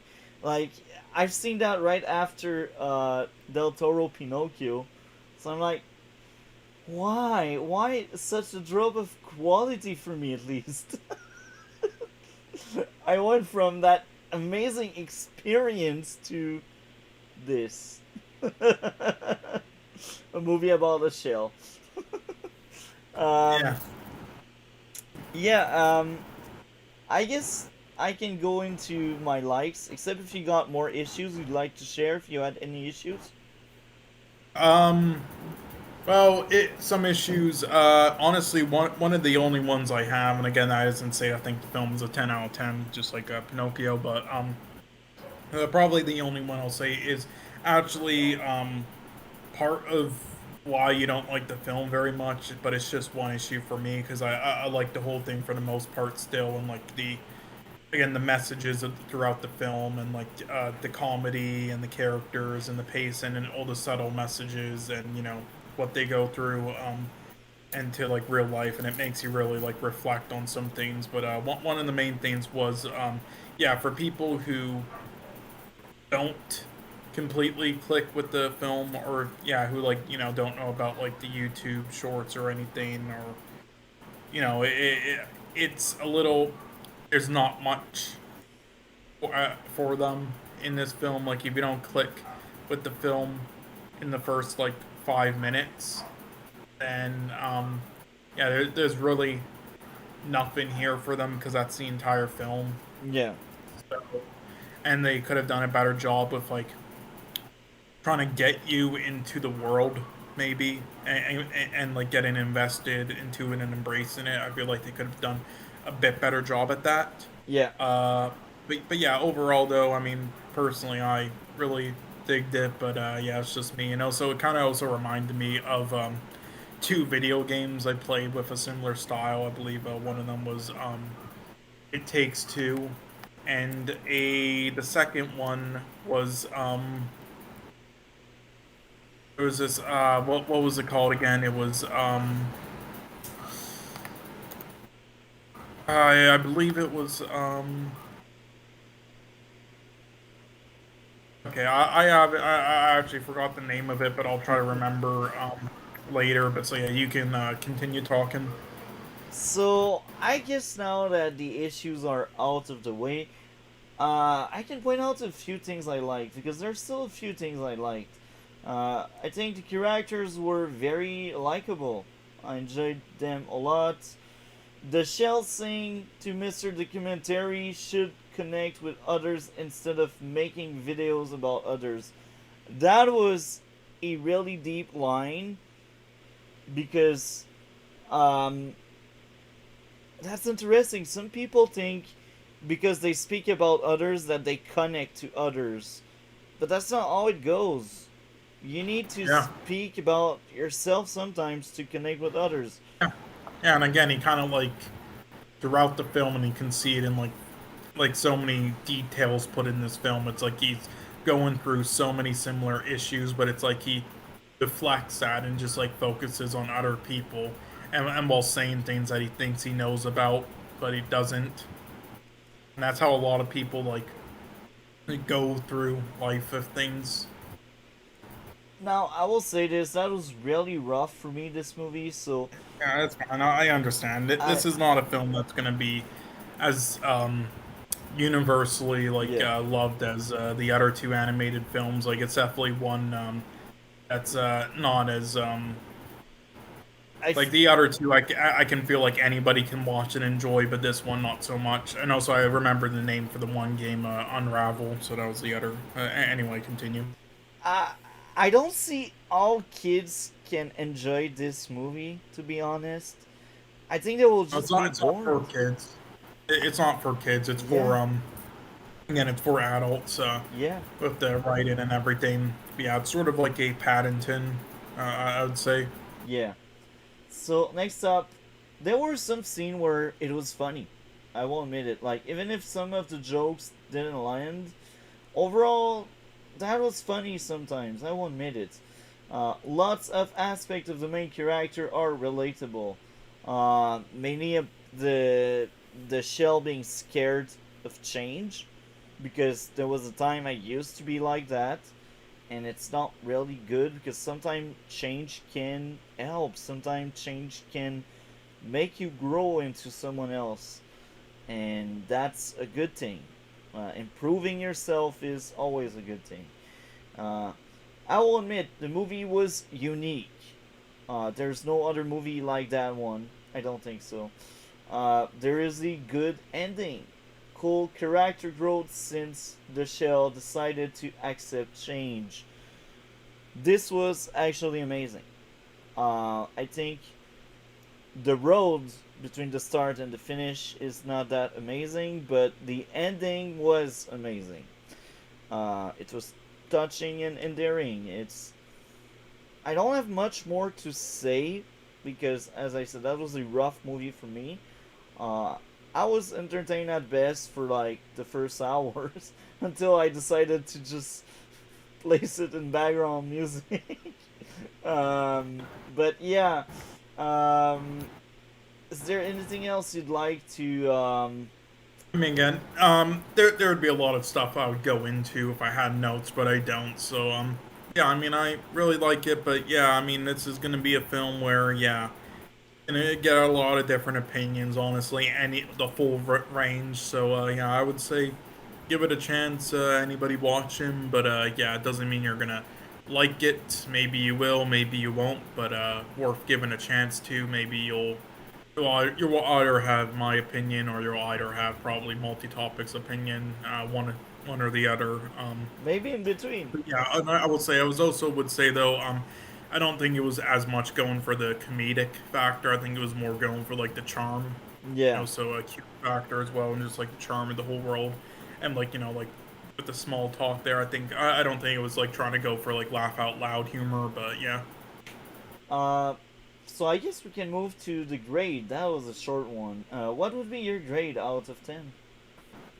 For me, this is similar to Pinocchio, an 8.5 to 9. For me, this was a 7.5 out of 10. 7.5 because my issues didn't weigh that much. They didn't weigh that much. I won't rewatch this movie, but I still think overall it's a good movie, even if I didn't enjoy it as much. Like 7.5 out of 10 for me, it's like average. It's almost good, It's average. It's something I would say Yeah. worth watching at least once. And yeah. Anything else to add before we move to Puss in Boots? No, that's about it. So So, Puss in Boots, what did you think of that movie? Damn. Okay, so I just want you to think about this. All right, so we got a franchise that was made. You know, the first two films were great. Yeah. The third film was kind of a disaster. The fourth film was all right, but nobody really saw it. But anyway, the third film sucked. So the franchise was kind of halted, kind of done with. And then they just make like a spin-off of one character from this in around 2012. Yeah. It kind of sucked. And then 10 years goes by with nothing in this franchise from and from DreamWorks. And then randomly they're like, yeah, Puss in Boots: The Last Wish. And everybody's like, what the fuck? Is anybody gonna watch this? Does anybody actually care? Like what the fuck? Like, really? This is a sequel to a spin-off that sucked, to another franchise that is pretty old, and the third one sucked. It's like, how can this possibly turn off well? And it took 10 years to make. 10 years. How can this turn out well? And how can this make me actually give a shit? And yeah, I don't know what you think about it, but for me personally, yeah, I watched this opening day because I got a free ticket to it. Holy fuck, this was probably the biggest surprise of the year for me. Like, first things first, the animation is fantastic, and it kind of goes for like a Spider-Man Into the Spider-Verse level, like with a kind of anime and comic book feel. Yeah. And yeah, it is fantastic. All the characters are fantastic. The writing is fantastic, and just like the first two Shrek films, very adult as well instead of for children. Yeah. Yeah, the humor was great. It was actually very smart. It touched on a lot of fantastic messages. All the villains were fantastic. There wasn't one character that wasn't memorable. Just again, the humor was amazing. Like, I really loved the one villain, and also the cricket character. Love those scenes. This was. I am actually fucking baffled by how amazing of a film this was. I might go into some stuff into detail later, but yeah, for the basics, yeah, that's and also the music was great as well. And also what I really liked about it is, again, it was smart, like with it, like it didn't just like play music randomly. The set scenes, it's like they have like characters playing the music, like showing it in scenes playing the music, which is why the music is playing it. And then they do some smart things with it, and again, just like the fight at the beginning was fantastic as well. Like that was, like, that alone, like that was just fantastic. Holy shit. And then with the one, so there were two villains in this. I think so. Yeah, they, again, in Pinocchio we talked about the one villain being one-dimensional and just like evil. Again, in this one, they were one-dimensional, but in a good way. Yeah. Like, the first villain, it's like it is completely, like, comedic for the most part, and it works fantastically. And then the other villain, which is death itself, makes up for it by just being completely dark, and it works as well. And he is so intimidating, and when that fucking, like, whistle blowing, like, hits, like, you can actually fear for the characters. Then him having, like, a panic attack in the film, like, this is shit I was not expecting in this film at all.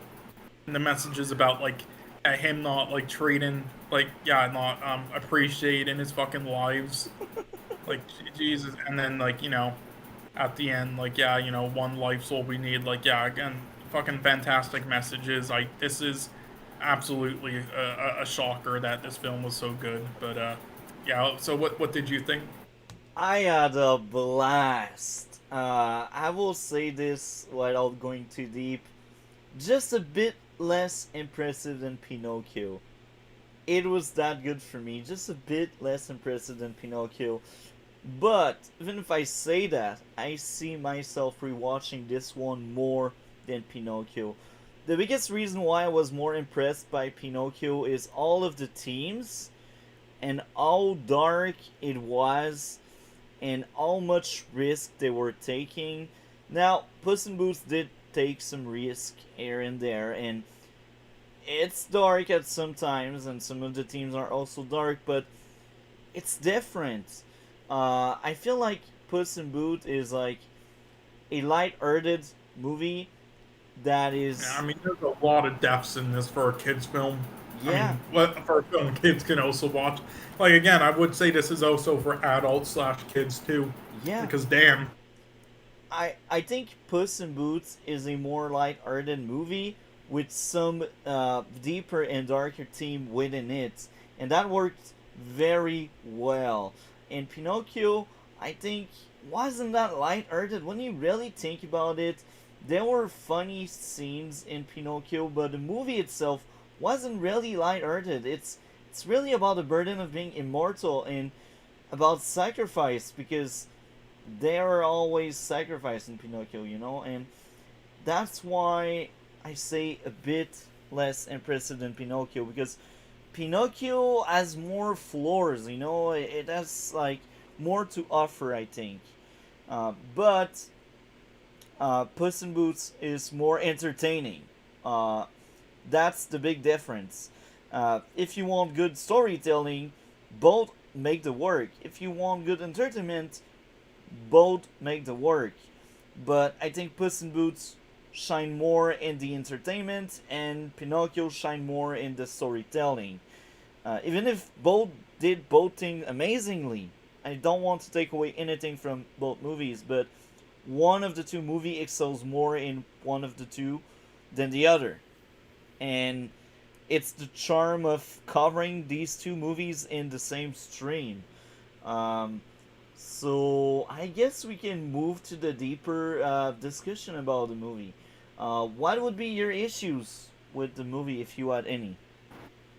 uh, if I had any issues, shit, honestly, let me try to think hard.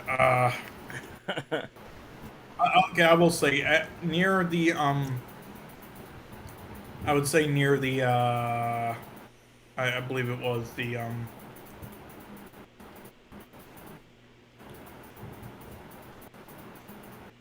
I would say there were a couple scenes that maybe could have that gone by a little too quickly. They could have spent a little more time on, and then there were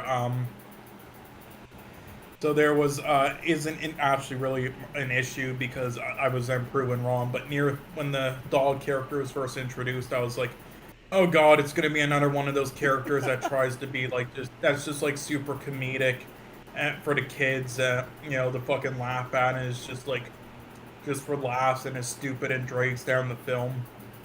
But then I was proven wrong because Yeah, all the characters are great. But yeah, I thought that at first, me thinking that, and then a couple of scenes could have dragged on a bit more. But for the most part, for issues though, yeah, I don't really have any.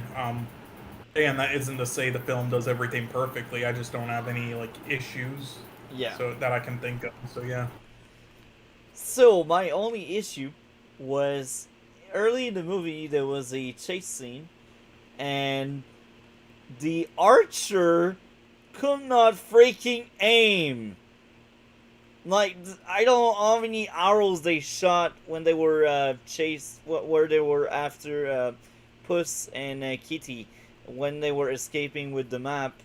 Uh, how many archers just shot so many arrows and nothing hit anyone major or nothing really injured the cast? I was like, Yeah, but I will bruh. say though, in later in the story, they kind of establish they're basically like as bad as stormtroopers with their aim, and especially in the one scene where it's like they have those arrows, and the one comedic main bad guy has those arrows, and they're just always missing and hitting each other instead.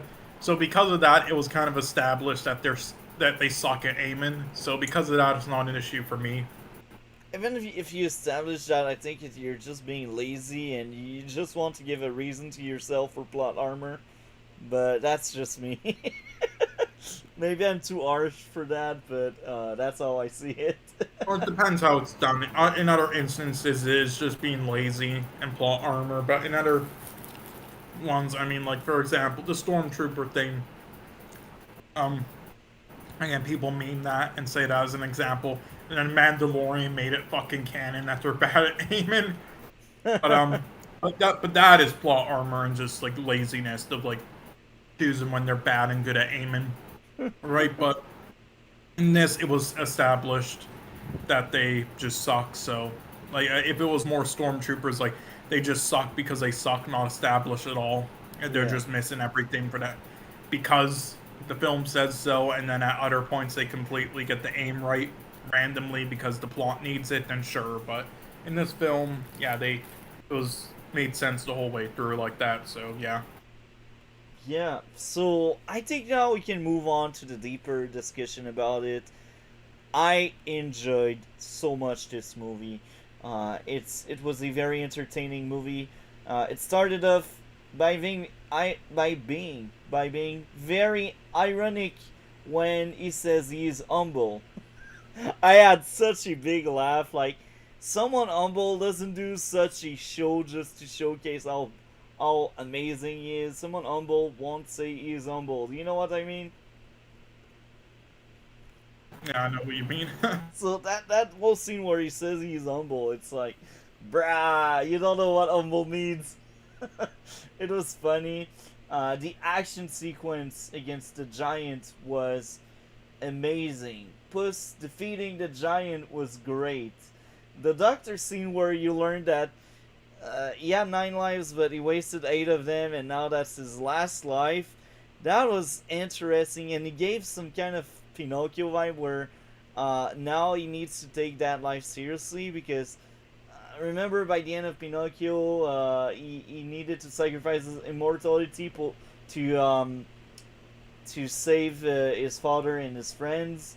Well, it gave me some kind of vibes of Pinocchio by the fact that now it's like his last chance, and I like that a lot. Um, then we had the fight versus death itself. That was an amazing fight.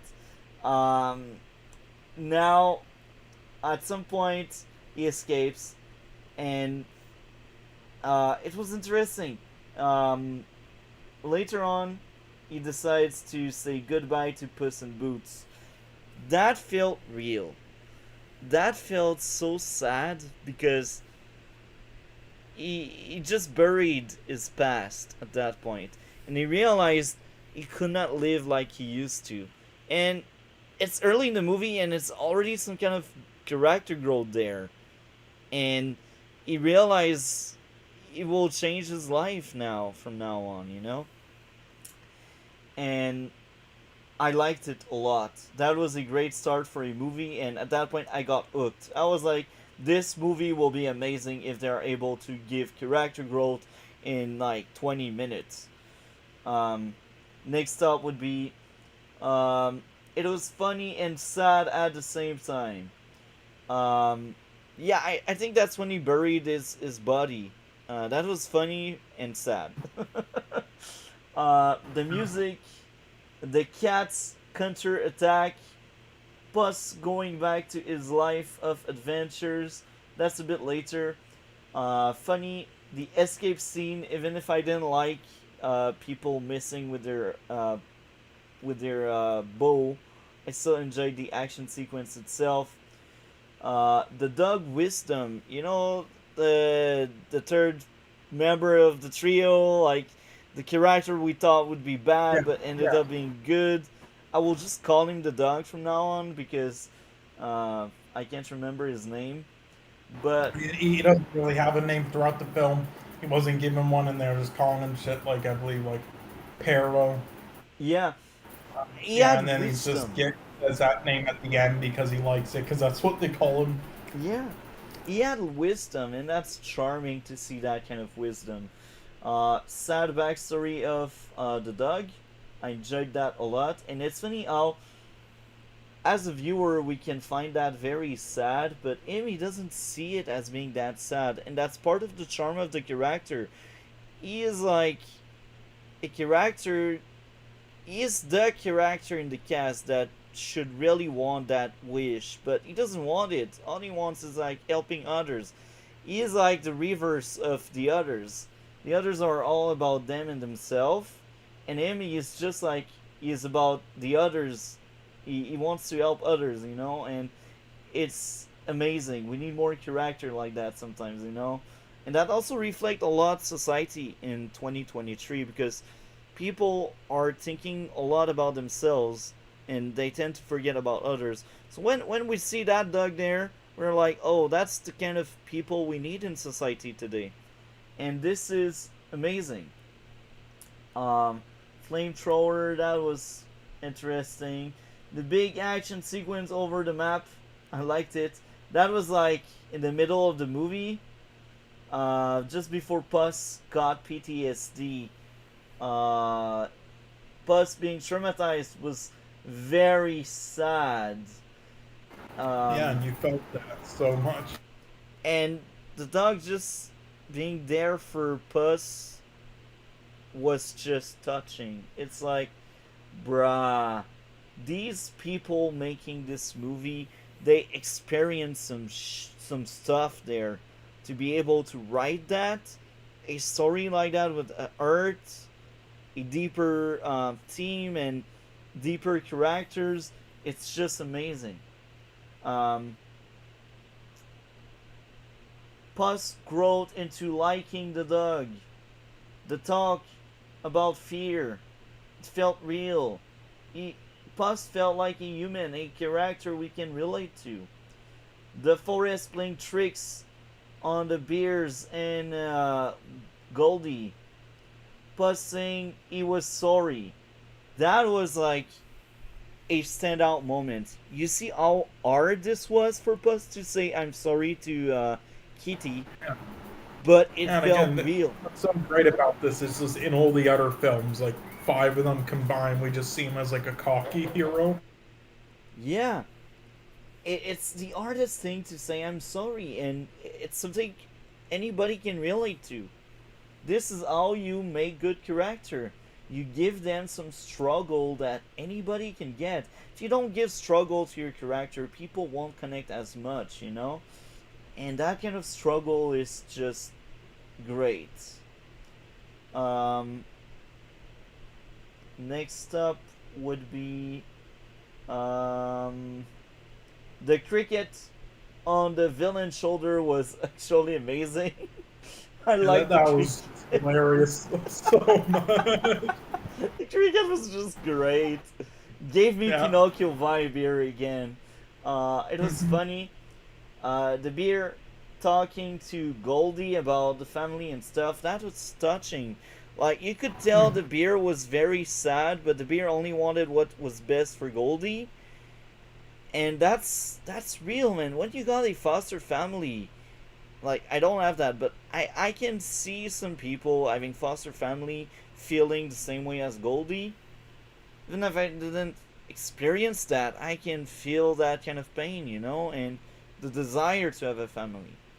And it can cripple the foster family if you tell them straight in their face, because they do their best for you to just adapt and join them, you know, but you cannot fit in really because they are your foster family. Um, Next up would be getting trapped by their own trap was hilarious. That was one of the funniest thing in the movie. That's like irony. You wanted to trap someone, but you ended up trapping yourself. That was great. And it's interesting because for most of the movie, I have seen like the Beers and Goldie as more like the anti-hero people because they're not really villain, but they are not heroes either because they still did some wrong stuff like trying to trap people, kidnapping people. That's like villainous thing, but their thirst for the wish wasn't like that selfish or that villainous. You know, like the villain, the full blown villain that wanted to have the only magic in the world. That's a villainous thing. Like he had mission to be a villain, you know. And the Beers, they were not really villains. They were not good guys for sure, but they were like on that gray area, and that's interesting in a kids movie like that. That you take risk into having a black character, a white character, and a gray character. And when I speak about colors like that, it's really like right and wrong, you know. Like having multi-dimensional characters like that is just really good, and we don't see that enough in movies in general in 2023. Um, Next up, fight against himself in his past life. So that was Puss when he was in the kind of mirror place. Puss running away from death was interesting. The bears reacting to Goldie Wish. Last fight versus death. Fight choreography, funny, the ending. So this movie had many themes. Fear, being scared to die, living only once should be enough, and another deeper theme I think was how some people should be happy, but they always wish for more because what they got is never enough for them. And it's very interesting that at the end of the movie, Puss realized all he needs is a kitty and the dog. That's all he needed, and it took the entire movie for him to realize that. And there's also that scene where we are led to believe that Puss will go back to the way he was until death comes, and then he realized, no, I will fight death, and I will enjoy my only life with Kitty, you know. And this is growth. Like, there's that short moment where you realize Puss may end up going back to where he was, but he chooses to not, even if the desire is there, even if he wants to go back where he was, he doesn't. And he just moves forward, and he accepts the growth and the change. And that's just amazing. That's good characterization, good story arc. It's just the way we should do movie, you know? And I like that a lot. I feel like the character arc in Pinocchio is more in the entire cast and as life lessons to the viewers. And in this movie, it's a lot about Puss, and the Puss is the focus, and he's the one that need that journey to change and become better, you know. And this is charming. I like this so much. So, what's your take on everything I said about the teams and stuff? Yeah, again, completely agree. This was amazing. Yeah, honestly, it's so tough between like these three animated, and again, the other two, yeah, definitely not on their levels. Yeah, they're just okay. I definitely would have nominated other things such as Mad God in the year instead of those. So we didn't cover them, and we're not going to, and because they have no chance at winning anyway. I mean, I think you've seen some stuff from each of them, though. At least Turning Red, probably seen some people talking about it. So, so yeah, but yeah, so but yeah, I agree though. It's so tough though between these three, like which one is the best. Like for me, yeah, there's some days where, God, I honestly think it might be this one. I think this one's the best for me. I don't know, which is surprising because I wasn't expecting anything out of it. Yeah. My take on it is they are both really good and they did what they wanted to do, and this is amazing. I think this movie should be some kind of blueprint on how to do animation movies, because it's a really good movie with good character, good story, good everything. And they're finally taking notes. They're finally taking notes from fight choreography and fight scenes that anime films do with Western animation. They're finally taking notes there. But yeah, I mean, hopefully DreamWorks keep doing this. They also did a great job with the bad guys with the action scenes in that. It wasn't a great film though overall, but yeah, hopefully DreamWorks keeps this up. Yeah, it makes me honestly question though if we even need like Shrek back after this, but we don't. I know we don't. Yeah, but we'll see how the new one is. hopefully the rumors aren't true and it wasn't made by Illumination, because then I'll jump out of a window because they're garbage. But yeah, what did you think about that tease at the end, though? I mean, The that kind of like tease. hints at it. So I actually forgot about the tease. Was it after the yeah, credits? they were on the ship. On the ship. I can't. Yeah, they were on the Oh ship. yeah. Oh there. Yeah, Oh, did you? I enjoyed it. Yeah, sailing back. Yeah, yeah, sailing back to yeah, where the Shrek films were. So yeah, that teases the next the Shrek reboot or whatever. And they also teased it in like the when he was like his life was like flashing before him. They teased like how the new film's gonna look like with the new animation. So they showed like a flash of that in the film. Yeah.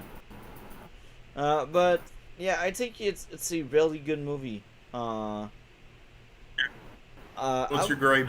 I would give 9.7 out of 10, just like Pinocchio. As I said, I think I was a bit more impressed with Pinocchio, but this one was more entertaining. Pinocchio had the best story and themes, but Puss in Boots had the best characters and entertainment. Yeah. For me, this would give it a 9 as well. 9 out of 10. All three pretty much get a 9 out of 10 for me. Yeah. This is probably my favorite out of the three. Yeah, for me it's a tie between this and Pinocchio. To be honest, it's a really close tie. Pinocchio has a very small edge, just because it has more teams, and my blocks of likes is much bigger. Even if I liked a lot of things about Puss in Boots, my likes on Pinocchio just outweigh my likes on Puss in Boots. But yeah, I enjoyed it, man. I see myself rewatching this. I'm sure I will enjoy it even more because I will know what to expect, you know? Man, now we are like in the outro. Except if you'd like to add more to Puss in Boots. Yeah, so there was that thing. Now again, I'm not going to, because yeah, I already did it enough times, and yeah, we won't do it like we won't do it for too long. But again, the show is happening this week, so yeah, Monday, the 13th of March. I don't know the exact time, but yeah, you can look it up. But anyway, so I figured, and now that we've gone through all of these, besides one, which is, I mean, all of them that are, for the main themes and worth watching, besides one, which was Live In, which, well, we have for next week, though, and will be the last one, and you'll watch before Monday, the 13th anyway, so you're good. Yeah, because of that, now I figured, because I showed this to you, and you've seen like none of these besides like 3 of them that you watched it before it released. Now you've seen all of them, so I thought it would just be fun. You can screen share it or not; it doesn't really matter. I'm not saying it, but yeah, I figured just quickly say which one in each of these you would pick now that you've seen all of them, at least in the main ones. Yeah. Do you see the screen share? Yeah, I see it. So you can go from the bottom to top or top to bottom, but yeah. Bruh, the translation for freaking woman talking is terrible. What the fuck? Yeah, I got screenplay in that over the whale. Really? Oh yeah, my, the that's whale got almost the insulting. 2 performances and makeup. Yeah, I was expected to get screenplay and picture along with the 2 performance and makeup and hairstyle and thing, but yeah, them women talking came in last second and beat it out. I guess the reason is because it was probably the whale was probably like more of a smaller performance driven film. Woman talking was like a more in their eyes like something that they would more choose for as a best picture film instead of just some side categories, but also not for much, which is why the only other one was screenplay. Like, I don't get it. Like, if you don't want to nominate The Whale, that's fine. I would, but that's fine if you don't. But I think that you could have picked something better as well than the whale. The whale and woman talking, and others too, like Elvis. I think there were a lot better ones. Like, oh well. Yeah, we have seen almost every single movie. Well, I have. I know you did. Have seen every single movie, but Yeah, I have seen most of them, and I think like on top of my head, without thinking, Triangle of Sadness. Well, these yeah, two. that is your highest rated one. Yeah, these two like clap really hard. Woman talking. Even All Yeah. Quiet on the Western Front, I liked it more, much more, I think. Um, Anyway, so these are the short film categories. You can skip those. Now, if you want to look them up and watch them before the show, you can, but not needed. But anyway, so this is the first one, I guess, that we can see. But yeah, animated films. So again, the other two aren't great at all, so we didn't bother with them. And you kind of heard some things and seen some things from both of them anyway. But yeah, yeah, so you've seen the three there though. So what? You already kind of said it, but yeah, which one would you pick to win? I guess. Pinocchio, but that's a close one. Puss in Boots is like really not that far behind. Like, Yeah, and also, which one do you think will win? Let's do that. um, to be honest, I that may be shocking, but I have a feeling that either Red Alert, Turning Red, and that translation is terrible. Turning Red Yeah, I mean, or yeah. uh, Puss may win it. I think it's one of these two that will win it. Okay. For me, I'd probably predict that Pinocchio Really? gets it. I want Puss in Boots. Yeah, I'd be happy with that. Puss in Boots or Marcel winning, but I think Pinocchio will win because it's been winning at literally every award show, and it's Guillermo del Toro who they love. So yeah, I think he'll get it. And they do have biases for Pixar films. Like, and they don't even these bastards like don't even watch the films. They just like vote for whichever Pixar made and then wins.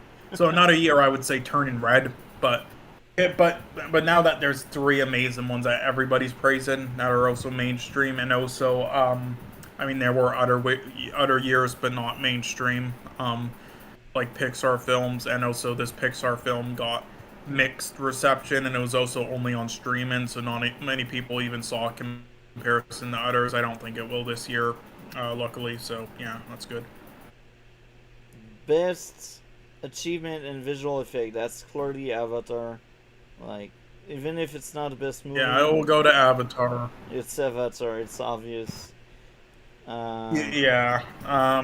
Yeah, if you would give it a runner up there, it'd probably be I don't know, Batman or All Quiet. But yeah. yeah. Anyway, so next we have Everything, Everywhere, All at Once. We got Tell It Like a Woman. That's one of the few I haven't seen, and I yeah, feel yeah. like it So these are almost for must. song. So yeah, so these are for song. So yeah, I know you heard at least the Black Panther one in the film. Some of Maverick. these were played during the film. Others were played at the end credits of the film, so you might not have heard of them. And then two of these you didn't hear because they weren't from films we watched. They were Yeah. just nominated for this, and that's it. So again, before the thing, if you want to like just look them all up on YouTube and listen to them, then you can, but that's optional. But anyway, I've heard all of them, and yeah. All I'll say is I would give it to RRR or Everything Everywhere all at once. But I'd be fine with any of these winning besides Black Panther because that's not only Yeah. such a fucking Oscar bait. It is. It's not only just mediocre a song and Rihanna's worse. It's just pure Oscar bait, and it's just it's not good at all. It's literally the lyrics are everything about it is basic. It's not a well-made song. It's literally just designed to try to manipulatively make you cry, and it fails. That's Because true. not people aren't Agree. stupid, and if you did cry during it, you're stupid and fall for this shit like a general audience member. But hey, I it's think probably gonna win though because of the names attached. it's hard for me. Like, it's between Top Gun and Everything Everywhere All at Once. So I think I would give it to Everything Everywhere All at Once. Just because Top Gun is a sequel, so maybe that's why I remember Top Gun, because I remember the first one. But yeah, Everything Everywhere All Yeah. at Once seems like a fair pick there. Oh my. Either All Quiet or Yes, Fableman. yeah. And also for my predictions for that other one, my prediction is Black Panther or RRR, and hopefully it's the second one. But anyway, for this one, I would say it's gonna be a toss up between Babylon or the Fablemans from what I'm seeing at every award show, pretty much. All Quiet did win one here and there though. I don't think we'll win this one. For me, it goes to the Banshees of Inisherin, or Babylon. Even though I didn't like Babylon so much, the music was the best part in my opinion. But the Banshees, I really like the music. Yeah. For me, even though I loved Everything Everywhere, I think the music was its weakest aspect, and I didn't really like the Fablemans so much. And then All Quiet on the Western Front. Its music I also thought was one of its weaker aspects outside of certain parts. So yeah, not the greatest selections for me personally here. So I guess Where's just the Batman? Banshees, but yeah, I mean Batman I wouldn't even have here either because I think it was how it was used was like I think there's many others that were better. Like I would replace the majority of these with others. Like where's Pinocchio? Oh, you're actually right. Where's Pinocchio? I don't get it. Whatever. Pinocchio had good music, I agree. Yeah, and it was expected to get in there. Yeah, like honestly, there's a video afterwards I'm gonna link you about like how the Oscars disrespects animated films. I'll link it to you after this. But yeah, it fits into the theme with this. But anyway, so yeah, and what I predict will win, Babylon or the Fablemans. So anyway, So I have seen The Whale. I think The Whale deserves it for makeup and hairstyling. yeah, I think it does too. But the The thing fat is, suit, bro. yeah, these. Yeah, the thing is, these bitchy people might cry now about fat shaming for some reason, so that's the only reason why it wouldn't win. Otherwise, it definitely would. But I yeah, see Elvis getting it, but I want The Whale to get it. it could go to any of these, honestly. But yeah, Elvis's makeup wasn't very good to me, and the fat suit on Tom Hanks was shit. Wakanda Forever was all right there, but it was mainly the costume design that was good, not the makeup. The Batman's makeup was good. All Quiet was good, but yeah, I would give it to the Whale, but I'd be happy with All Quiet or the Batman winner as well, just not the other two. Yeah. My prediction for who wins, I will say the Whale, but it's really a toss-up. Any of these could fucking win on any day. It really depends. They've all like won multiple at each awards show, so that one's tough. But anyway, best sound, I guess. I would go for either the Batman or Top Gun. But that Which one do you think will win? Which one do I think will win? Either Elvis or Avatar. I don't know why, but I think that's one of these two that will win. Yeah, so what should win? Probably the Batman. I would say the Batman, actually. This would be the one category I would actually give it to because that entire film is just like sound design, and they do a fantastic job at it. I would probably give it this award actually. But Top Gun and All Quiet were also great, and those would be great winners as well. And Avatar, I would even accept, kind of, even though it's not up there for me. But yeah, and then the one I think will win. Okay, so the Academy is fucking stupid. So this is how they think about things. A film about music. Give it sound, Elvis. Makes no fucking sense. Yeah. That's why I said Elvis or Avatar. Yeah, the sound design is terrible in it, but yeah, they'll give it that. Trust me. It's retarded, but anyway. Costume design. So, who I think should win? Here, probably. This is actually going to surprise you, but actually, Wakanda Forever. Despite all the bad things we said, and it definitely doesn't deserve any of these nominees besides this one. Just like the first film, though, the costume design is amazing. It is amazing. I'm not gonna deny that, and I think it deserves to win out of these ones. I think it's better than Elvis, even if they got made so many suits and got it right and did a good job with it, and even though Everything Everywhere they made shit look like hundreds of suits, it wasn't the best suits. Yeah, Goes to Paris, fuck off, and then Babylon would be my runner-up, but yeah, I actually think Wakanda Forever deserves it, and then I think it probably will win it. I think the only competitor is Elvis, just because of how many of like varieties of Elvis's suits they made. Might interest the voters, but anyway. I So would what say about you? Babylon for me. I think Wakanda has high chances. That would be my second, but that will surprise me about Babylon, man. I feel like, man, they even had people with fake dicks, bro. I don't care about that, but that's still a costume, you know. Yeah. And who do you think will win, though? Maybe it's either Black Panther or Elvis. I think one of these two will win. Yeah. Don't know I which think so one too, yet. but yeah.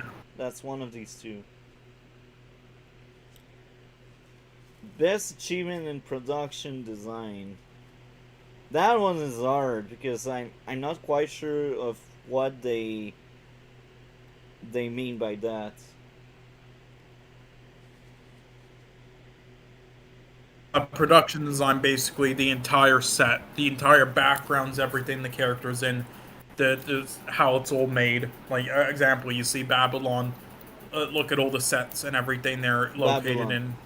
I think they hands down get the cake there. Yeah, I mean there is a lot of production design in Avatars and just production. It isn't just a visual effects, but yeah, I wouldn't give. Yeah, yeah, it isn't just CGI, but and stuff that it's still production design technically, but yeah, and once again they're biased towards animated films. You could have definitely possibly given some to like to Pinocchio, or you could have given one of these spots to Mad God, another animated film, but anyway, they have biases against it, so whatever.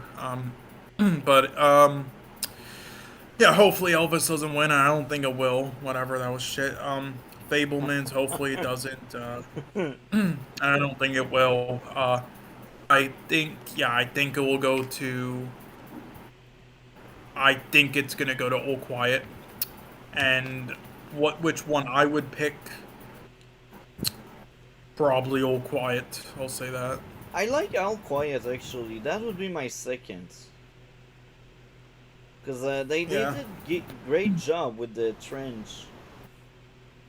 Yeah, like actually, you know what? The more I think about it, it wasn't very realistic. So I don't know. Like again, this is another category where I don't really like the 5 choices that much. But I mean, out of them though, it would be All Quiet or Babylon. But yeah. Anyway.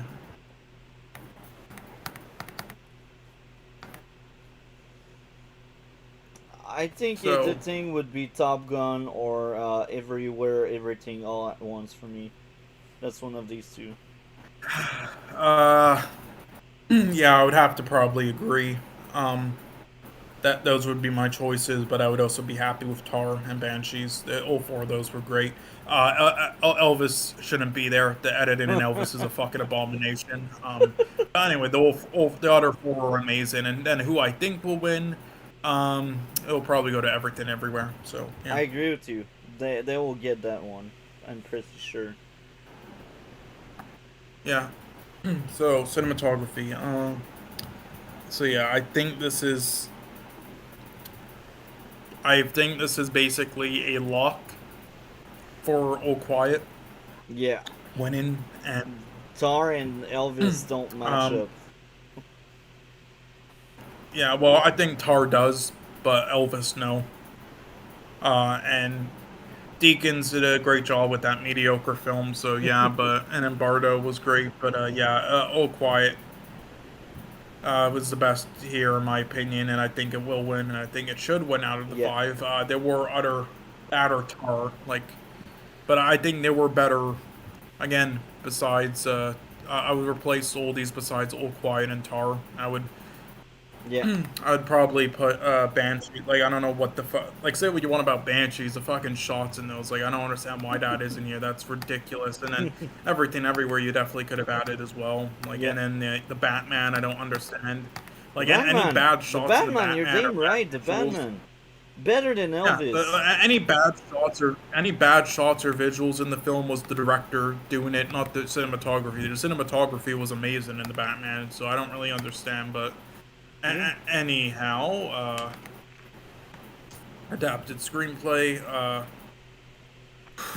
Well, I don't know why Glass Onion is here, but anyway, fuck. I don't like. I don't really like any of these. I'm not to say these are all bad. None of them are just amazing, in my opinion. All quiet The for me. screenplay here. Yeah, out of these, my favorite would probably be All Quiet, but I'm not a huge fan of any of these. Again, all good, just not great scripts. And then who I think will win, it'll probably go to Woman Talking or All Quiet. It's down to those two. Really? The other three don't have a chance. Yeah, Bruh. those two are nominated for Best Picture. Top Gun's not really as known for the script. I can't believe it actually got in for that. So that was shocking. That was Yeah. a huge upset that it got in there. But anyway, and then the other two definitely won't. Um, so yeah, it's basically down to those two. Well, Yeah. I think Woman Talking will get the cake there because. Yeah, I think it will. I think it will because it's all about the script, and that is the best part of the film. It was just all about the script, basically. But not in the cast ensemble. But not that not that I'd want to see it win, but it's the best out of the five for me, at least script wise. But the thing is that All Quiet, the other one that is our favorite, it's been winning Shocking amount of screenplay uh, awards at different award shows, so it might actually be the favorite going into this. I don't know. Yeah. Whatever, we'll see. But anyhow, so original screenplay. So we all know which one Triangle. yours is. Yeah, I'm not even thinking. I see these five triangle. yeah. What would be Literally all yours? of these here. Literally all of these here. Like, I'm not even gonna say which one. All of these here, besides the Fablemans, are perfect, and I would pick either of them. Besides the Fablemans, just all of these. And then which one will win? Everything. I think it will go to. No, if everything is gonna, everything might. I think it will get editing, supporting actor, and then it might get directing over Steven Spielberg. And if it does, then it will probably get picture, or it could get just film editing, supporting actor, and then picture. But maybe some other things, but I think that's about it. I don't see it getting screenplay. I think screenplay at this point is basically going to be a lock for. I think it's going to go to Martin McDonagh. And with what I'm seeing, I think it's pretty much a lock for him there. Yeah, I mean, I don't think Triangle is Sanders. I don't think. I sadly don't think it's going to get any one of these three categories. I think it was just an Triangle of honor to be here. Sadness, bruh. Robin. Yeah, I think just getting nominated for them was enough. I don't think they'll give it anything. Even Everything Everywhere All at Once. Even if I like Triangle of Sadness more, I think Daniel Kwan is a close second. Yeah, I mean, well, it's two of them directing and writing it, but yeah, I mean, I just don't think Everything Everywhere is gonna. Screenplay isn't one of the awards we'll get, and then Tar would be its runner-up, I think, to Banshees, but yeah, if any, it's gonna be close to beating it, but yeah. So that's my prediction, but I mean, what's your prediction? For directing? Screenplay. You said, oh yeah, you Screen- said Everything Everywhere, right? Okay. Yeah. Well, Well, anyway, yeah, I think for screenplay they will get it. okay, well, we'll see. Anyway, it will be interesting to look back on this next week and see who actually won. But anyway, so yeah, directing. Yeah, I sadly think Once again, all four of these are fucking perfect besides Spielberg, and sadly, I think that's the one they're gonna give it to because they're just gonna Really? be like, oh, it's a personal story. Oh, give it to him. Because it's his own story, and there's so many locations they went to, and it's like, oh, go fuck yourself. Anyway, but yeah, so that's my prediction. The one that should win, I would be happy with any of these, but I would give it to probably Everything Everywhere All at Once. But yeah, I'd be happy with any of these though. My first is Triangle of Sadness. My second would be Everything Everywhere All at Once. But yeah. Hmm. Yeah. Oh, this one, Okay. this one is funny. I kind of know Yeah. what they will pick. They will pick Angela Bassett just because it's Wakanda Forever. And I'm gonna jump out of a fucking window. But besides Jamie Lee Curtis, yeah, Jamie Lee Curtis. I'm happy to see her get nominated. But yeah, she didn't really deserve it. But happy to see her there though. But yeah, she's the weakest option. But yeah, Yep. outside of that though, Angela Bassett is definitely the second weakest option. But they're gonna give it to her, and I'm gonna be so confused why. Like once again, I'm not saying she wasn't great in Black Panther. She Wakanda was the best Forever part of was it. bad. It's Yes, probably one of the yeah, worst she was movie like, I've seen. yes, you are right technically, but technically she was still like the best part of it. She was very good in what she had to work with. Like, sure, I get that, and with her performance, sure.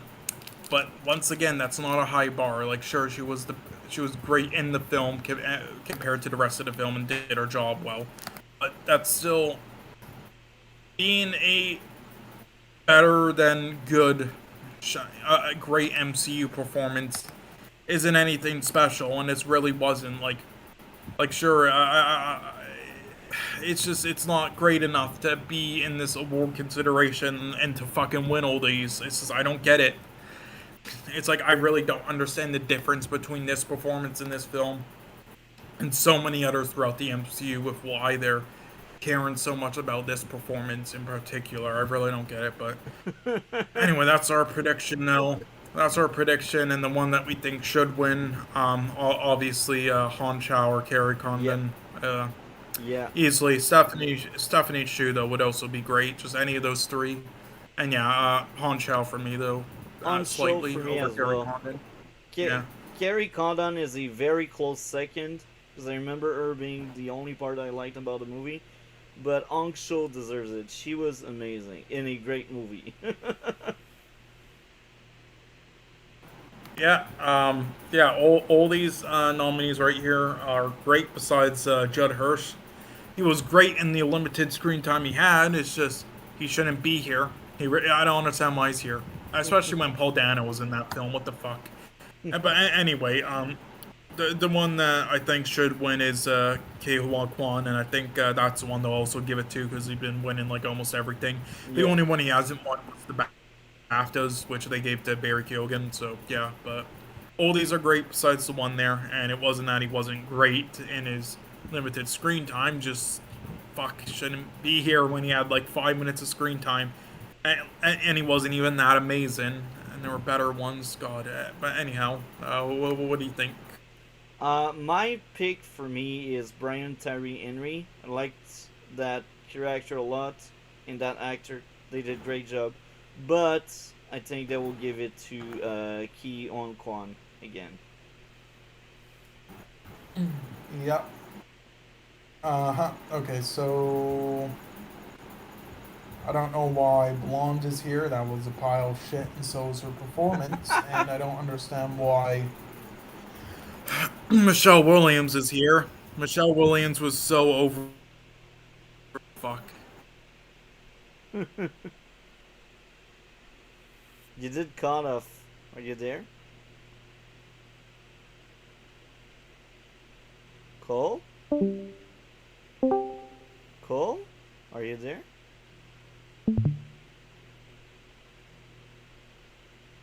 Cole!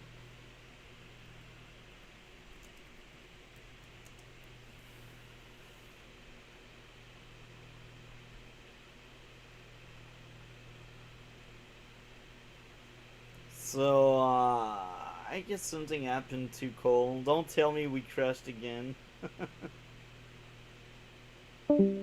Cole, are you there?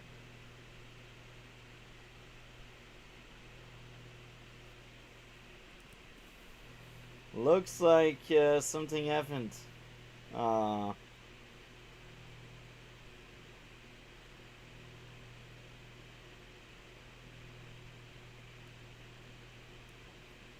So, yeah, we got a lot of viewers this week. 25 views, and I haven't shared the link yet. So, that's interesting. I like that. Um, is he back? What's going on?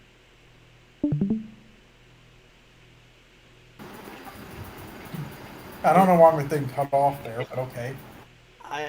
Do you hear me? I don't know what happened. Yeah, I can hear you. I don't know what happened there, but okay. Anyway, yeah, Michelle Williams is so fucking over the top and cheesy. I don't understand why she's here. And then yeah, Blonde is just shit, including the performance. The other three are great. The other three are great. My winner though would be Kate Blanchett, and my runner-up would probably be Andrea Riseborough. My pick would be Andrea Riseborough, and my second pick would be Kate. But I think they will give it to Michelle Yeoh because diversity. Yeah. Look how diverse we are. We picked her. If She they did give good it to her, job. it will be because. No, she did a great job. Just isn't the best there, but no. Yeah. Here's the thing: if they give it to her, it will be because Kate Blanchett already won 3 Oscars, so they want to spread it out. Otherwise, Kate Blanchett is going to get it. So. Anyway, so for actor, yeah. They'll probably at this point they're probably gonna give it to Austin Butler, even though he 100% isn't the fucking best here. It's so fucking. But he's That doing these Oscar bait fucking tours in the media and everything, and it's based on a real person. And oh my god, he looks so much like the real Elvis. Oh yeah, that's called fucking makeup, people. Jesus Christ. but Anyway, yeah, it should go to Fraser or yeah, I agree. Farrell, but they'll give it to Butler because they're retards. I think Brandon, Colin, and Paul are three really good picks. I think the two closest one would be Colin Farrell and Brendan Fraser. But I still think the guy in After Sun was still doing a great job. Um, yeah, I think Brendan deserves the most. And that's also my favorite movie in the bunch. Yeah, Best but yeah, I mean, I'd motion be happy with any picture. of these. But I'm sorry, what I'm saying, I'd be happy with any of those besides Butler. But Yeah. that actually stands a chance. I'm just getting annoyed with that. Like, oh, I'd even give it to Paul Mescal. But anyway, so best picture, yeah. So we know you'd pick Triangle of Sadness. Yeah. For me, I'd probably slightly give it to Everything Everywhere All at Once, but I'd be happy with that. Banshees, Triangle of Sadness, Tar.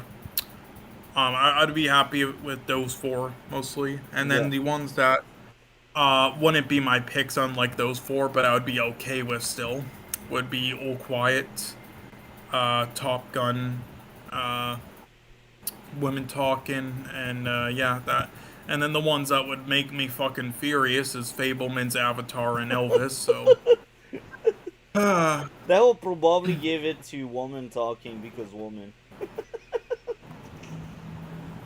yeah, I mean they won't, but yeah, I mean, women talking winning would just be boring. It would just be boring. So, Yeah. fuck. Anyway, who I think will win? Who? I think Everything Everywhere, or I think we'll go to Everything Everywhere all at once. I think that's what's gonna win. I would be glad if they're the one winning. Yeah, it is something really different in comparison to what they usually have nominated and win at the Oscars. Like, this is really different in comparison. Yeah.